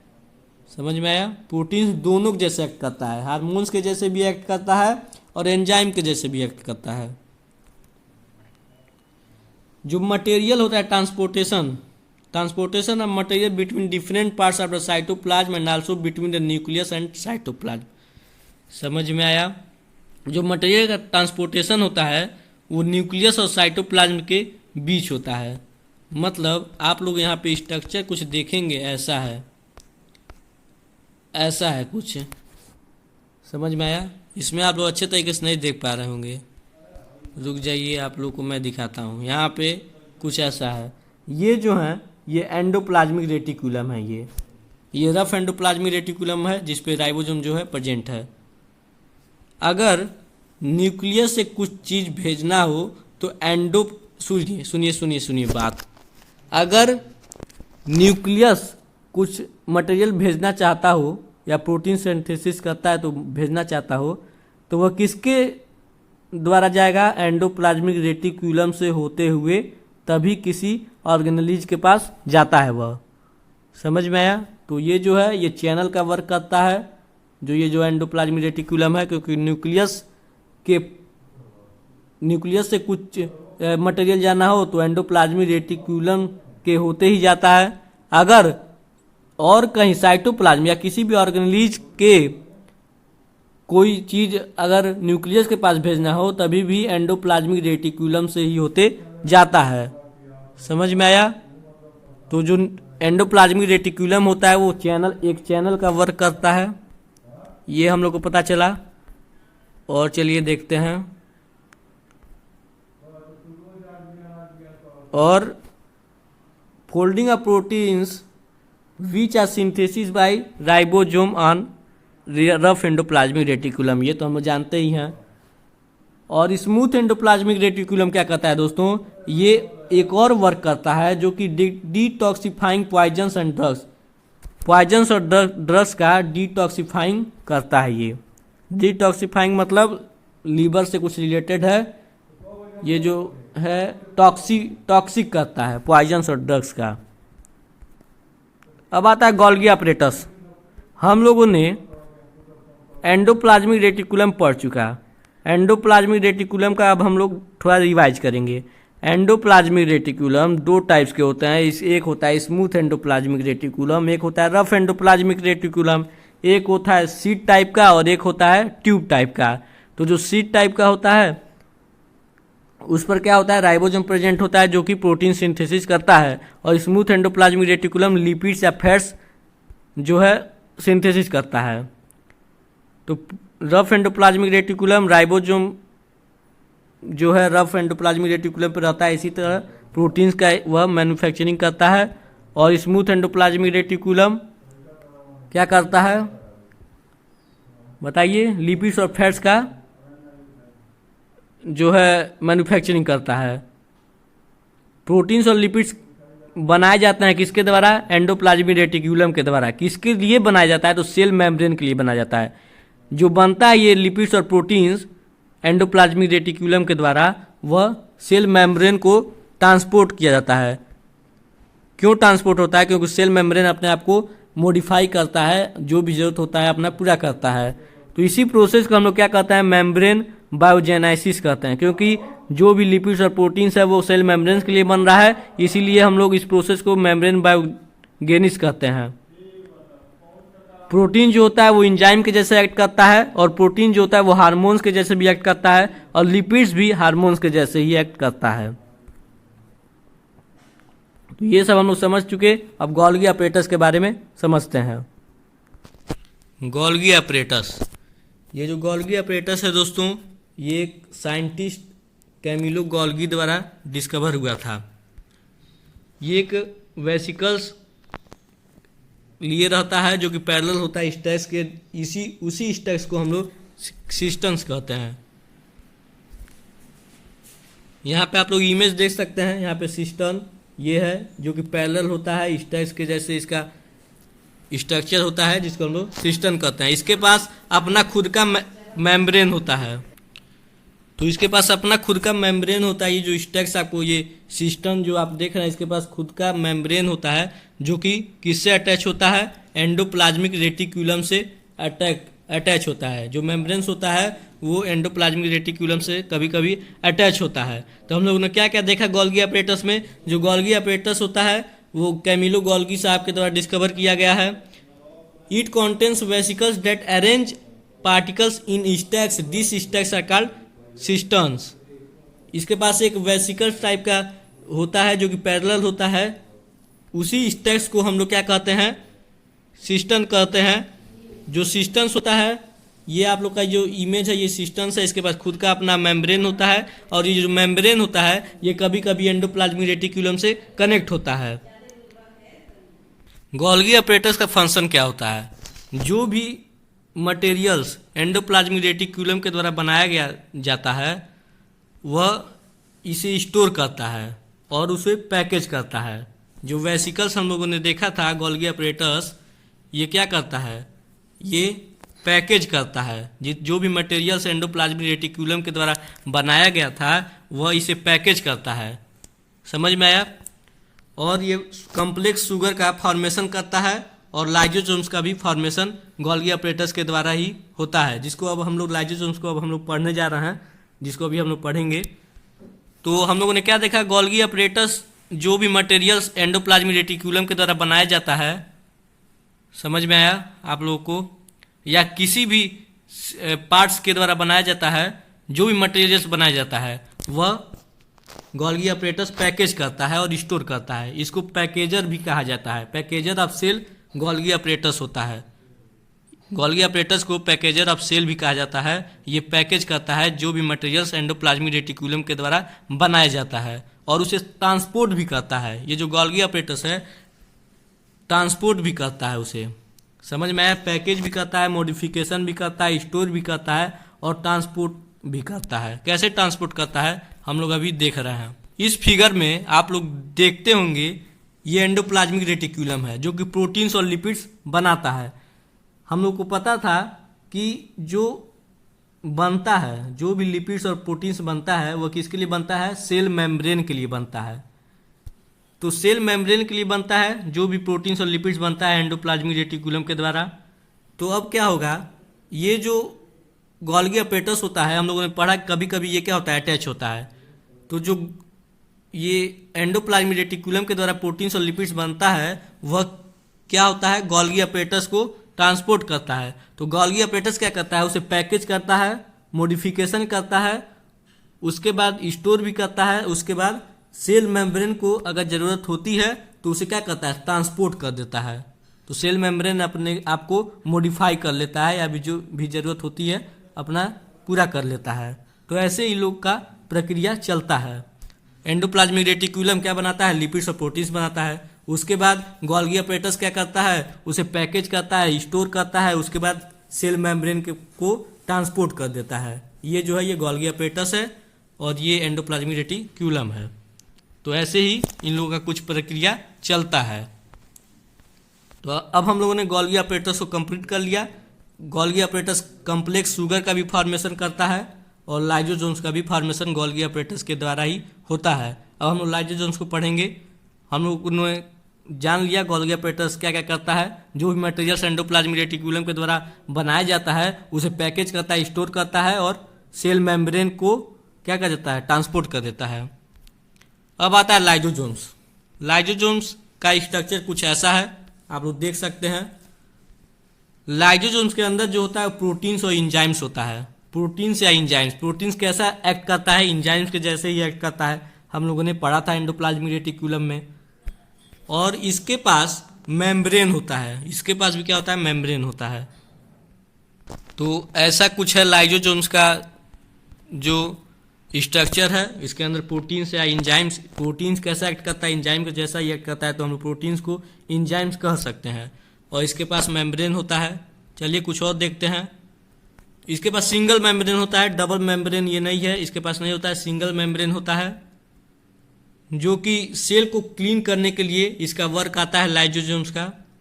या किसी भी मटेरियल को क्या कर सकता है, डाइजेस्ट कर सकता है। इसके पास एक बहुत बड़ी क्षमता है, चाहे फूड हो चाहे बैक्टीरिया हो, किसी भी जैसे मटेरियल को वह डाइजेस्ट कर सकता है। और एक क्वेश्चन आता है, how can lysosomes digest any foreign material that enters the cell. कैसे लाइजोसोम जो होता है वो कैसे किसी मटेरियल को डाइजेस्ट कर लेता है, क्योंकि इसके पास क्या होता है, हम लोगों ने देखा क्या होता है, इसके पास प्रोटीन्स होता है, एंजाइम्स होता है, एंजाइम्स होता है। ये एंजाइम्स बहुत पावरफुल होता है, ये किसी भी मटेरियल को ब्रेक डाउन कर कर डाइजेस्ट कर सकता है, या किसी भी मटेरियल्स को ब्रेक कर कर डाइजेस्ट कर सकता है। इसीलिए लाइजोसोम्स के पास क्या है, एंजाइम्स होता है, इसीलिए वह क्या करता है, किसी भी मटेरियल्स को डाइजेस्ट कर लेता है। जो ये एंजाइम्स होता है ये किसके द्वारा सिंथेसिस होता है, रफ एंडोप्लाज्मिक रेटिकुलम के द्वारा। हम लोगों ने पढ़ा था रफ एंडोप्लाज्मिक रेटिकुलम क्या करता है, प्रोटीन्स जो है फॉर्मेशन करता है। प्रोटीन्स कैसा एक्ट करता है, एंजाइम्स के जैसा। तो एंजाइम्स किससे जो है फॉर्मेशन होता है, तो रफ एंडोप्लाज्मिक रेटिकुलम के द्वारा। समझ में आया। इसीलिए लाइजोसोम्स किसी भी मटेरियल को ब्रेक कर कर और क्या कर सकता है, डाइजेस्ट कर सकता है। लाइजोसोम्स को हम लोग सुसाइडल बैग ऑफ सेल भी कहते हैं। क्यों कहते हैं, क्योंकि इसके पास इतना इंजाइम होता है, वो किसी को डाइजेस्ट कर सकता है, किसी भी सेल्स के किसी भी वेस्ट को ये अपने अंदर लेकर उसे डाइजेस्ट कर सकता है। और वह क्या कर सकता है, अपने खुद को क्या कर लेता है, बस्ट कर लेता है, अपने खुद को जो है भड़का देता है। तो ऐसे क्या होता है, जितना भी वो डैमेज सेल या डैमेज जितना भी सेल के अंदर वेस्ट लिया रहता है वो अपने आप को ही भड़का देता है, बस्ट कर देता है, और जितने भी वेस्ट होते हैं वो क्या हो जाते हैं, खत्म हो जाते हैं। इसीलिए लाइजोसोम को suicidal bag of the cell भी कहा जाता है। ये अपने खुद को क्या कर लेता है, बस्ट कर लेता है। जितने भी सेल्स के वेस्ट होते हैं, मतलब वेस्ट मटेरियल होते हैं, वो उसको अपने अंदर ले लेता है और अपने खुद को क्या कर लेता है, बस्ट कर लेता है। अगर वह मटेरियल्स लेते जाएगा तो वह क्या होगा, एक दिन न एक दिन जरूर भड़केगा। बताइए, क्योंकि फूल जाएगा तो क्या होगा, भड़क जाएगा। इसीलिए इसे हम लोग suicidal bag of the cell भी कहते हैं। ये बहुत ही इंपॉर्टेंट है, बहुत बार पूछी जाती है दोस्तों कि लाइजोसोम्स को किस और नाम से जाना जाता है। तो suicidal bag of the cell के नाम से भी लाइजोसोम्स को जाना जाता है। कैसे ये suicidal bag of the cell कहलाता है, क्योंकि ये जितने भी वेस्ट मटेरियल होते हैं या जितने भी डेड सेल होते हैं, डैमेज या डेड होते हैं, उसको अपने अंदर ले लेता है, सेल्स के अंदर अपने अंदर ले लेता है और बस्ट हो जाता है। समझ में आया। चलिए अब आता है माइटोकॉन्ड्रिया। माइटोकॉन्ड्रिया को हम लोग एक और नेम से भी जानते हैं, उसको बात करेंगे अभी। इसके पास डबल मेम्ब्रेन होता है, ये डबल मेम्ब्रेन ऑर्गेनेली है, और इसके पास अपना खुद का डीएनए और क्या होता है, राइबोसोम होता है। इसके पास खुद का डीएनए और राइबोसोम होता है। राइबोसोम होता है तो वह अपना खुद का प्रोटीन क्या करता है, सिंथेसिस करता है, और इसके पास खुद का अपना डीएनए होता है। इसके पास अपना खुद का डीएनए होता है और प्रोटीन्स होता है, राइबोसोम होता है। इसीलिए हम इसको क्या कहते हैं, सेमी ऑटोनोमस कहते हैं, सेमी ऑटोनोमस ऑर्गेनेली कहते हैं। जिस ऑर्गेनेलीज के पास अपना खुद का डीएनए और राइबोसोम होता है वह समझिए राजा होता है। इसीलिए उस राजा को हम लोग सेमी ऑटोनोमस कहते हैं, क्योंकि वह खुद का अपना स्वतंत्र होता है और वह अपने पे डिपेंड होता है, किसी पे डिपेंड नहीं होता है। वह अपना खुद का प्रोटीन्स बनाता है, अपना सब कार्य अपने खुद से कर लेता है। इसीलिए इसे हम लोग सेमी ऑटोनोमस कहते हैं। जिसके पास अपना डीएनए और अपना राइबोसोम हो उसे हम लोग सेमी ऑटोनोमस कहते हैं। माइटोकॉन्ड्रिया, इतना सारा जो है सेल के अंदर प्रक्रिया हो रही है, प्रक्रिया हो रही है कि नहीं हो रही है, इतना फंक्शन हो रहा है। ये फंक्शन हो रहा है तो जरूर एनर्जी का कुछ न कुछ एनर्जी होगी, तभी जाके इतना ज़्यादा फंक्शन हो रहा है। तो एनर्जी का जो प्रोडक्शन करता है वह माइटोकॉन्ड्रिया ही करता है। समझ में आया? इसीलिए इसको power house of the cell कहते हैं। समझ में आया आप लोग को? इसीलिए इसको power house of the cell कहते हैं। और ये किस फॉर्म में जो है एनर्जी को प्रोड्यूस करता है, तो एटीपी के फॉर्म में, एडिनोसाइन ट्राइफॉस्फेट जिसको कहते हैं। एटीपी को मतलब एडिनोसाइन ट्राइफॉस्फेट को हम लोग एनर्जी करेंसी भी कहते हैं। जैसे हम लोग का जो करेंसी है रुपीज है, अगर मनी करेंसी हम लोग का देखा जाए तो क्या है, रुपीज है। उसी तरह इसका एनर्जी करेंसी क्या होता है, एटीपी होता है, जिसको हम लोग एडिनोसाइन ट्राइफॉस्फेट के नाम से भी जानते हैं। इसका फुल फॉर्म क्या है, एडिनोसाइन ट्राइफॉस्फेट। तो ये भी पूछा जाता है what are the energy currency of a cell. तो माइटोकॉन्ड्रिया के द्वारा ये जनरेट होता है, जिसे हम लोग एटीपी कहते हैं, एडिनोसाइन ट्राइफॉस्फेट। इसी को हम लोग एनर्जी करेंसी के नेम से भी जानते हैं। और power house of the cell किसको कहा जाता है, तो माइटोकॉन्ड्रिया कहा जाता है। माइटोकॉन्ड्रिया और किस नेम से जाना जाता है, तो power house of the cell के नाम से जाना जाता है, जो कि एनर्जी रिलीज करता है। तो ये जो था ये माइटोकॉन्ड्रिया का था। इसका आप लोग स्ट्रक्चर देख सकते हैं। इसके पास खुद का अपना राइबोसोम, डीएनए, मैट्रिक्स ये सब होते हैं। इसके बाद डबल मेम्ब्रेन होता है, यहाँ पे आप लोग देख सकते हैं, ये पहला है और ये दूसरा है। ये इनर मेम्ब्रेन है, ये अंदर वाला, और ये बाहर जो येलो कलर का दिखाई दे रहा है ये आउटर मेम्ब्रेन है। इसके बाद दो मेम्ब्रेन होते हैं, आउटर मेम्ब्रेन और इनर मेम्ब्रेन। आउटर मेम्ब्रेन जो होता है वो पोरस इन नेचर होता है, मतलब उसके पास छिद्रिल होता है, मतलब छेद टाइप का होता है, मतलब कोई भी सब्सटेंस जो है इनसाइड और आउटसाइड आ सकता है, जा सकता है। और इनर मेम्ब्रेन जो होता है वो डीपली फोल्डेड होता है। डीपली फोल्डेड मतलब आप लोग देख सकते हैं मुड़ा हुआ होता है। जो इनर मेम्ब्रेन होता है ये मुड़ा हुआ होता है, डीपली फोल्डेड होता है। और जो आउटर मेम्ब्रेन होता है वह पोरस इन नेचर होता है, मतलब छिद्रिल होता है, और वह किसी भी सब्सटेंस को आने जाने का इजाज़त देता है। चलिए नेक्स्ट चलते हैं अब। The inner membrane of mitochondria called cristae facilities generation of ATP molecules at it as a larger surface area. जो इनर मेम्ब्रेन होता है दोस्तों माइटोकॉन्ड्रिया का, इसी में क्या होता है, एटीपी का फॉर्मेशन होता है, जिसको हम लोग क्रिस्टी फैसिलिटीज भी कहते हैं। सॉरी, क्रिस्टी फैसिलिटेट्स भी कहा जाता है इसको। एटीपी का जो एटीपी मॉलिक्यूल्स का जो फॉर्मेशन होता है, जनरेशन होता है, वह किस मेम्ब्रेन में होता है ये पूछा जा सकता है। तो माइटोकॉन्ड्रिया के इनर मेम्ब्रेन में क्या होता है, एटीपी मॉलिक्यूल्स का फॉर्मेशन होता है, जिसको क्रिस्टी फैसिलिटेट्स भी कहा जाता है। तो एटीपी मॉलिक्यूल्स का फॉर्मेशन कहाँ होता है माइटोकॉन्ड्रिया में, तो इनर मेम्ब्रेन में होता है। इसे आप लोग ध्यान देंगे। चलिए आगे चलते हैं। अब आता है प्लास्टिड्स। अब इसे हम लोग समझते हैं, ये भी बहुत इंपॉर्टेंट है प्लास्टिड्स। तो प्लास्टिड दोस्तों ये भी माइटोकॉन्ड्रिया के जैसे ही है। इसके पास खुद का अपना डीएनए और राइबोसोम होता है, और ये डबल मेम्ब्रेन होते हैं। प्लास्टिड भी डबल मेम्ब्रेन ऑर्गेनेलिज है। ये जो होता है प्लास्टिड जो होते हैं वो प्लांट सेल्स में होते हैं बस। Depending upon the type of function they play in the cell they can be classified as. इनके कई टाइप्स होते हैं प्लास्टिड्स के। ये जैसे इनके फंक्शन है वैसे उनका वर्क है, मतलब वैसे जैसे जैसे उनका टाइप है वैसे वैसे उनका फंक्शन है।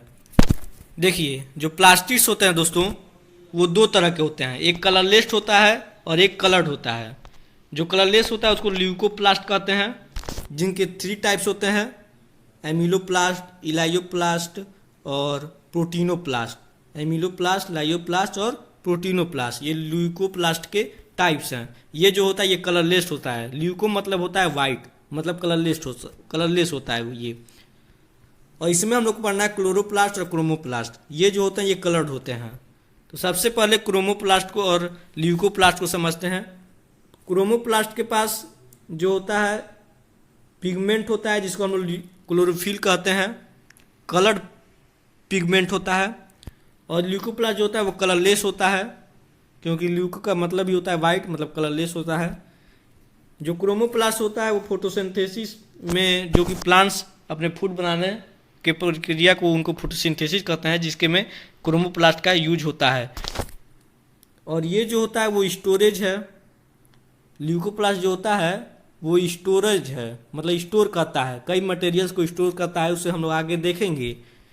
ये क्या क्या स्टोर करता है ल्यूकोप्लास्ट? स्टार्च, प्रोटीन्स और आयल को ये क्या करता है? स्टोर करता है। ल्यूकोप्लास्ट स्टार्च और प्रोटीन और आयल को ये क्या करता है? स्टोर करता है। और क्रोमोप्लास्ट के पास येलो पिगमेंट्स होता है, ऑरेंज और येलो पिगमेंट्स होता है क्रोमोप्लास्ट के पास। इसके और भी टाइप होते हैं, क्लोरोप्लास्ट होता है, और ल्यूकोप्लास्ट के 3 टाइप्स होते हैं, हम लोग को पता है, एमिलोप्लास्ट, लाइयोप्लास्ट और प्रोटीनोप्लास्ट। समझ में आया? तो ल्यूकोप्लास्ट के क्लासिफिकेशन को सबसे पहले समझते हैं, जो कि ल्यूकोप्लास्ट क्या है? एक प्लास्टिड्स है। समझ में आया? ल्यूकोप्लास्ट के 3 टाइप्स हैं, एमिलोप्लास्ट, लाइयोप्लास्ट और प्रोटीनोप्लास्ट। प्रोटीनोप्लास्ट को दोस्तों हम लोग एल्यूरोप्लास्ट भी कहते हैं। एमाइलोप्लास्ट को सबसे पहले देखते हैं। ये ट्यूबर्स और कॉटिलीडन्स एंड इंडोसर्व स्पर्म में पाए जाते हैं प्लांट्स में। प्लांट्स के ट्यूबर्स, कॉटिलीडोन्स एंड इंडोस्पर्म में पाए जाते हैं। ये क्या स्टोर करते हैं? स्टार्च स्टोर करते हैं। इसीलिए ल्यूकोप्लास्ट को क्या कहा जाता है? स्टोरेज कहा जाता है, क्योंकि वह क्या करते हैं? स्टोरिंग करते हैं कई सब्सटेंस का। एमिलोप्लास्ट क्या स्टोर करता है? स्टार्च स्टोर करता है। लाइयोप्लास्ट कहाँ पाए जाते हैं? ये प्लांट्स के इपीडर्मल सेल्स में पाए जाते हैं। ये क्या स्टोर करते हैं? ऑयल स्टोर करते हैं। ऑयल या लिपिड्स भी हम लोग कह सकते हैं। प्रोटीनोप्लास्ट, जिनका एक और नेम है एल्यूरोप्लास्ट के नाम से जाने जाते हैं, ये कहाँ पाए जाते हैं? ये प्लांट्स के सीड्स और नट्स में पाए जाते हैं। समझ में आया? ये क्या स्टोर करते हैं? तो ये प्रोटीन्स स्टोर करते हैं। इनके नेम से ही पता चल रहा है, प्रोटीनोप्लास्ट मतलब प्रोटीन्स स्टोर करते हैं ये। तो एमिलोप्लास्ट स्टार्च स्टोर करता है, जो कि प्लांट्स के ट्यूबर्स, कॉटिलीडोन्स एंड इंडोस्पर्म में पाया जाता है। लाइयोप्लास्ट प्लांट सेल्स के एपिडर्मल सेल्स में पाया जाता है, ये ऑयल या लिपिड्स स्टोर करता है। प्रोटीनोप्लास्ट ये प्लांट्स के सीड्स और नट्स में पाए जाते हैं, जो कि प्रोटीन्स स्टोर करते हैं। अब हम लोग क्लोरोप्लास्ट, जो कि क्रोमोप्लास्ट का एक और भाई है, क्लोरोप्लास्ट।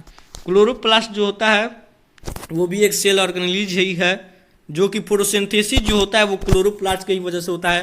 क्लोरोप्लास्ट एक पिगमेंट लिया रहता है, जिसको हम लोग क्लोरोफिल कहते हैं, क्लोरोफिल के नाम से जाने जाते हैं। क्लोरोफिल के वजह से ही क्या होता है? फोटोसिंथेसिस होता है ज़्यादा, मतलब क्लोरोप्लास्ट होता है तभी फोटोसिंथेसिस होता है।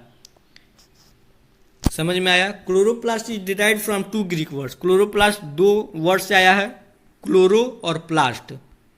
क्लोरोप्लास्ट क्या होता है? एक कलर्ड पिगमेंट्स होता है, मतलब एक कलर्ड प्लास्टिड्स होता है, जो कि कौन कलर लिया जाता है? ग्रीन कलर लिया जाता है।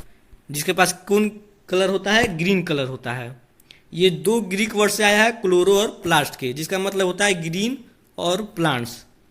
क्लोरो का मतलब होता है ग्रीन और प्लास्ट का मतलब होता है प्लांट्स। समझ में आया? क्लोरोप्लास्ट कॉन्टेंट फोटोसिंथेटिक पिगमेंट, जिसको हम लोग क्लोरोफिल के नाम से जानते हैं, along with lipids, carbohydrate, minerals, DNA, RNA, grana, thylakoids and stroma. Chloroplast के पास और क्या क्या होता है? क्लोरोफिल तो होता ही है, जो कि ग्रीन पिगमेंट होता है। इसके पास लिपिड्स भी होता है, कार्बोहाइड्रेट्स भी होता है, मिनरल्स भी होता है, डीएनए भी होता है, आरएनए भी होता है, ग्रेना भी होता है, थाइलाकोइड्स होता है और स्ट्रोमा होता है। इसका स्ट्रक्चर अभी हम लोग देखेंगे। इसका फंक्शन क्या है क्लोरोप्लास्ट का, बताइए। क्लोरोप्लास्ट के पास भी दोस्तों क्या होता है? उसका खुद का डीएनए और राइबोसोम होता है। ये डबल मेम्ब्रेन होता है क्लोरोप्लास्ट। समझ में आया? इसका फंक्शन देखेंगे। ये फोटोसिंथेसिस कराता है प्लांट्स में, प्रोटीन का सिंथेसिस करता है, ऑक्सीजन का रिलीज करता है, स्टार्च का स्टोरेज करता है। क्या क्या करता है? ऑक्सीजन का रिलीज करता है, ऑक्सीजन को रिलीज करता है, प्रोटीन को सिंथेसिस करता है और फोटोसिंथेसिस प्लांट्स में करवाता है, और स्टार्च को स्टोर करता है। इसके पास खुद का राइबोसोम और डीएनए होता है। इसका ये जो है कुछ स्ट्रक्चर है। 2 मेम्ब्रेन होता है, एक इनर एक आउटर, आप लोग देख सकते हैं। यहाँ पे ये बीच बीच में एक्वियस फ्लूइड होते हैं, जिनको हम लोग क्या कहते हैं? स्टोमा कहते हैं। इनको इतना बारीकी से नहीं पढ़ना है, ये स्टोमा थाइलेक्वाइड लैमिला ये सब को नहीं पढ़ना है। बस ये समझना है क्लोरोप्लास्ट के पास दो मेम्ब्रेन होता है, इनर मेम्ब्रेन और आउटर मेम्ब्रेन। इनका फंक्शन समझना है, प्रोटीन सिंथेसिस करता है, फोटोसिंथेसिस कराता है प्लांट्स में, ऑक्सीजन को रिलीज करता है और स्टार्च को स्टोर करता है। इसके पास खुद का राइबोसोम और डीएनए होता है, इसीलिए क्या करता है, प्रोटीन को सिंथेसिस करता है, क्योंकि यहाँ पे राइबोसोम है, राइबोसोम रहेगा तो प्रोटीन को सिंथेसिस करेगा ही। ये दो ग्रीक वर्ड से मिलकर बना होता है। इसके पास ग्रीन पिगमेंट होता है जिसको क्लोरोफिल कहते हैं। इसके पास कार्बोहाइड्रेट भी होता है, मिनरल्स भी होता है, डीएनए, आरएनए, ग्रेना, थाइलेक्वाइड्स और स्टोमा भी होता है। ये दो वर्ड से मिलकर बना होता है, ग्रीक वर्ड्स से मिलकर बना था जो क्लोरो और प्लास्ट। क्लोरो का मतलब होता है ग्रीन और प्लास्ट का मतलब होता है प्लांट्स, मतलब ग्रीन प्लांट्स। समझ में आया? चलिए आगे चलते हैं। और अब हम लोग समझेंगे वैक्यूल्स। सबसे पहले वैक्यूल्स को समझने से पहले हम लोग कुछ और समझते हैं। दोस्तों हम लोग प्लास्टिड्स देखे थे, तो प्लास्टिड्स में हम लोग देखे थे कि इसके पास डबल मेम्ब्रेन होता है और इसके पास खुद का डीएनए और राइबोसोम होता है। ये इसके पास नहीं होता है। ये बात किसका हो रहा था? बात किसका हो रहा था? क्लोरोप्लास्ट का हो रहा था। प्लास्टिड्स, तो प्लास्टिड्स के ये टाइप्स हैं, ये क्लोरोप्लास्ट प्लास्टिड्स का टाइप है। तो प्लास्टिड्स के पास नहीं इसका डीएनए और राइबोसोम होता है, किसके पास होता है? क्लोरोप्लास्ट के पास होता है। क्लोरोप्लास्ट क्या है? उसका टाइप है। समझ में आया? मतलब प्लास्टिड्स के पास होता ही है क्योंकि उसका टाइप है, लेकिन अगर स्पेसिफिक पूछ दिया जाए तो किसके प्लास्टिड्स में किस ऑर्गेनेलिज के पास उसके पास खुद का जो है डबल मेम्ब्रेन होता है, डीएनए होता है और राइबोसोम होता है, तो आप लोग क्या कहेंगे? क्लोरोप्लास्ट। ये प्लास्टिड्स के पास नहीं होता है। प्लास्टिड्स के पास नहीं खुद का डीएनए और राइबोसोम होता है। प्लास्टिड्स के पास होता है, लेकिन अगर पूछ दिया जाए प्लास्टिड्स में किस ऑर्गेनेलिज के पास होता है, तो किसके पास होता है? क्लोरोप्लास्ट के पास होता है। क्लोरोप्लास्ट के पास होता है। अब देखिए 2-4 क्वेश्चन यहाँ से बनते हैं। अगर कोई पूछ दे, पूछ क्या दे, एग्जाम में बहुत पूछे जाते हैं कि ऐसे जो है डबल मेम्ब्रेन ऑर्गेनेलिज का नेम बताइए। मतलब ऐसे ऐसे ऑर्गेनेलिज का नेम बताना है जिसके पास डबल मेम्ब्रेन हो। तो बताइए कौन कौन से ऑर्गेनेलिज हैं जिसके पास डबल मेम्ब्रेन है? बताइए। 3 हैं। कौन कौन से हैं? एक क्लोरोप्लास्ट हो गया और एक माइटोकॉन्ड्रिया हम लोग पढ़े थे, उसके पास डबल मेम्ब्रेन होता है। और बताइए। और न्यूक्लियस, न्यूक्लियस के पास भी डबल मेम्ब्रेन होता है जिसको हम लोग न्यूक्लियर मेम्ब्रेन कहते हैं। तो ये जो हैं ये 3 ऑर्गेनेलिज हैं जिनके पास डबल मेम्ब्रेन होता है। कौन कौन? न्यूक्लियस, माइटोकॉन्ड्रिया और क्लोरोप्लास्ट। अब आपको बताना है कि सेमी ऑटोनोमस ऑर्गेनेलिज का नेम बताइए। मतलब सेमी ऑटोनोमस मतलब जो कि खुद किसी पे डिपेंड नहीं रहते, जैसे कि माइटोकॉन्ड्रिया था। सेमी ऑटोनोमस मतलब जिसके पास खुद का डीएनए और राइबोसोम हो। तो बताइए किसके पास खुद का डीएनए और राइबोसोम है? एक हो गया क्लोरोप्लास्ट और एक हो गया माइटोकॉन्ड्रिया।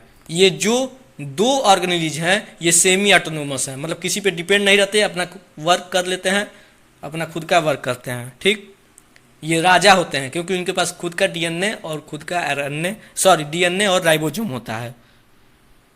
तो आप लोग इसे लर्न कर लेंगे। ऐसे पूछ देता है नेम 2 सेमी ऑटोनोमस ऑर्गेनेलिज। कौन ऐसे 2 सेमी ऑटोनोमस ऑर्गेनेलिज हैं, उनका नेम बताइए। तो क्लोरोप्लास्ट हो गया, माइटोकॉन्ड्रिया हो गया। और किस किस ऑर्गेनेलिज के पास उसके पास डबल मेम्ब्रेन होता है बताइए। तो कौन कौन से थे? न्यूक्लियस था, माइटोकॉन्ड्रिया था और क्लोरोप्लास्ट था। चलिए अब हम लोग वैक्यूल्स के बारे में पढ़ते हैं। वैक्यूल्स को स्टोरेज के नेम से भी जाना जाता है क्योंकि ये सेल का स्टोरेजिंग करता है, स्टोरिंग करता है। वैक्यूल जो है वो सेल का स्टोरिंग करता है। क्या क्या वैक्यूल्स में हम लोग को पढ़ना है, चलिए समझते हैं। Vacuoles store cells for solid और लिक्विड कंटेंट। जितने भी सॉलिड लिक्विड कंटेंट्स होते हैं ये वैक्यूल्स ही क्या करता है? स्टोर करता है। वैक्यूल जो होता है एनिमल सेल्स में छोटा होता है और प्लांट सेल में बड़ा होता है। जो सेल्स का 50 से लेकर, समझ में आया, 50 से लेकर 90% सेल वॉल्यूम ये वैक्यूल्स का ही होता है। सेल में 50 से लेकर 90% जो स्पेस होता है वो वैक्यूल्स का होता है। समझ में आया? प्लांट सेल में ये बड़ा होता है और एनिमल सेल में छोटा होता है इसका साइज। समझ में आया? In plant cell vacuoles are full of cell sap. Cell sap का मतलब जिसमें वाटर और वाटर और मटेरियल्स होते हैं, वह क्या होता है? सेल सैप होता है। ये टर्जिडिटी और रिजिडिटी प्रोवाइड कराता है सेल को। कैसे? क्योंकि ये हम लोग को पता है कि इसका जो स्पेस होता है 50 से 90% जो सेल में स्पेस होता है वो वैक्यूल्स का होता है। समझ में आया? तो इसीलिए वह क्या प्रोवाइड कराता होगा? टर्जिडिटी और रिजिडिटी। क्योंकि वह निकल जाएगा तो सेल तो कुछ रह ही नहीं जाएगा, सेल तो खत्म हो जाएगा। क्योंकि 50 से 90% जब स्पेस वैक्यूल्स का ही है, अगर उसको निकाल दिया जाए तो सेल तो वैसे ही खत्म हो जाएगा। बताइए, इसीलिए वह क्या प्रोवाइड करता है? सेल को टर्जिडिटी और रिजिडिटी प्रोवाइड करता है। इसके कई प्रकार होते हैं, हम लोग देखेंगे। तो इसके 3 टाइप्स होते हैं: सैप वैक्यूल्स, कॉन्ट्रेक्टाइल वैक्यूल्स और फूड वैक्यूल। सैप वैक्यूल्स में वाटर और मटेरियल्स होते हैं। कॉन्ट्रेक्टाइल वैक्यूल्स में क्या होता है? वेस्ट मटेरियल्स होते हैं और क्या होता है? वाटर होता है। और फूड वैक्यूल्स में फूड होता है। समझ में आता? सबसे पहले सैप वैक्यूल्स के बारे में बात करें तो इसके मेम्ब्रेन को हम लोग कहते हैं टोनोप्लास्ट। क्या कहते हैं? सैप वैक्यूल्स या वैक्यूल्स के मेम्ब्रेन को हम लोग कहते हैं टोनोप्लास्ट।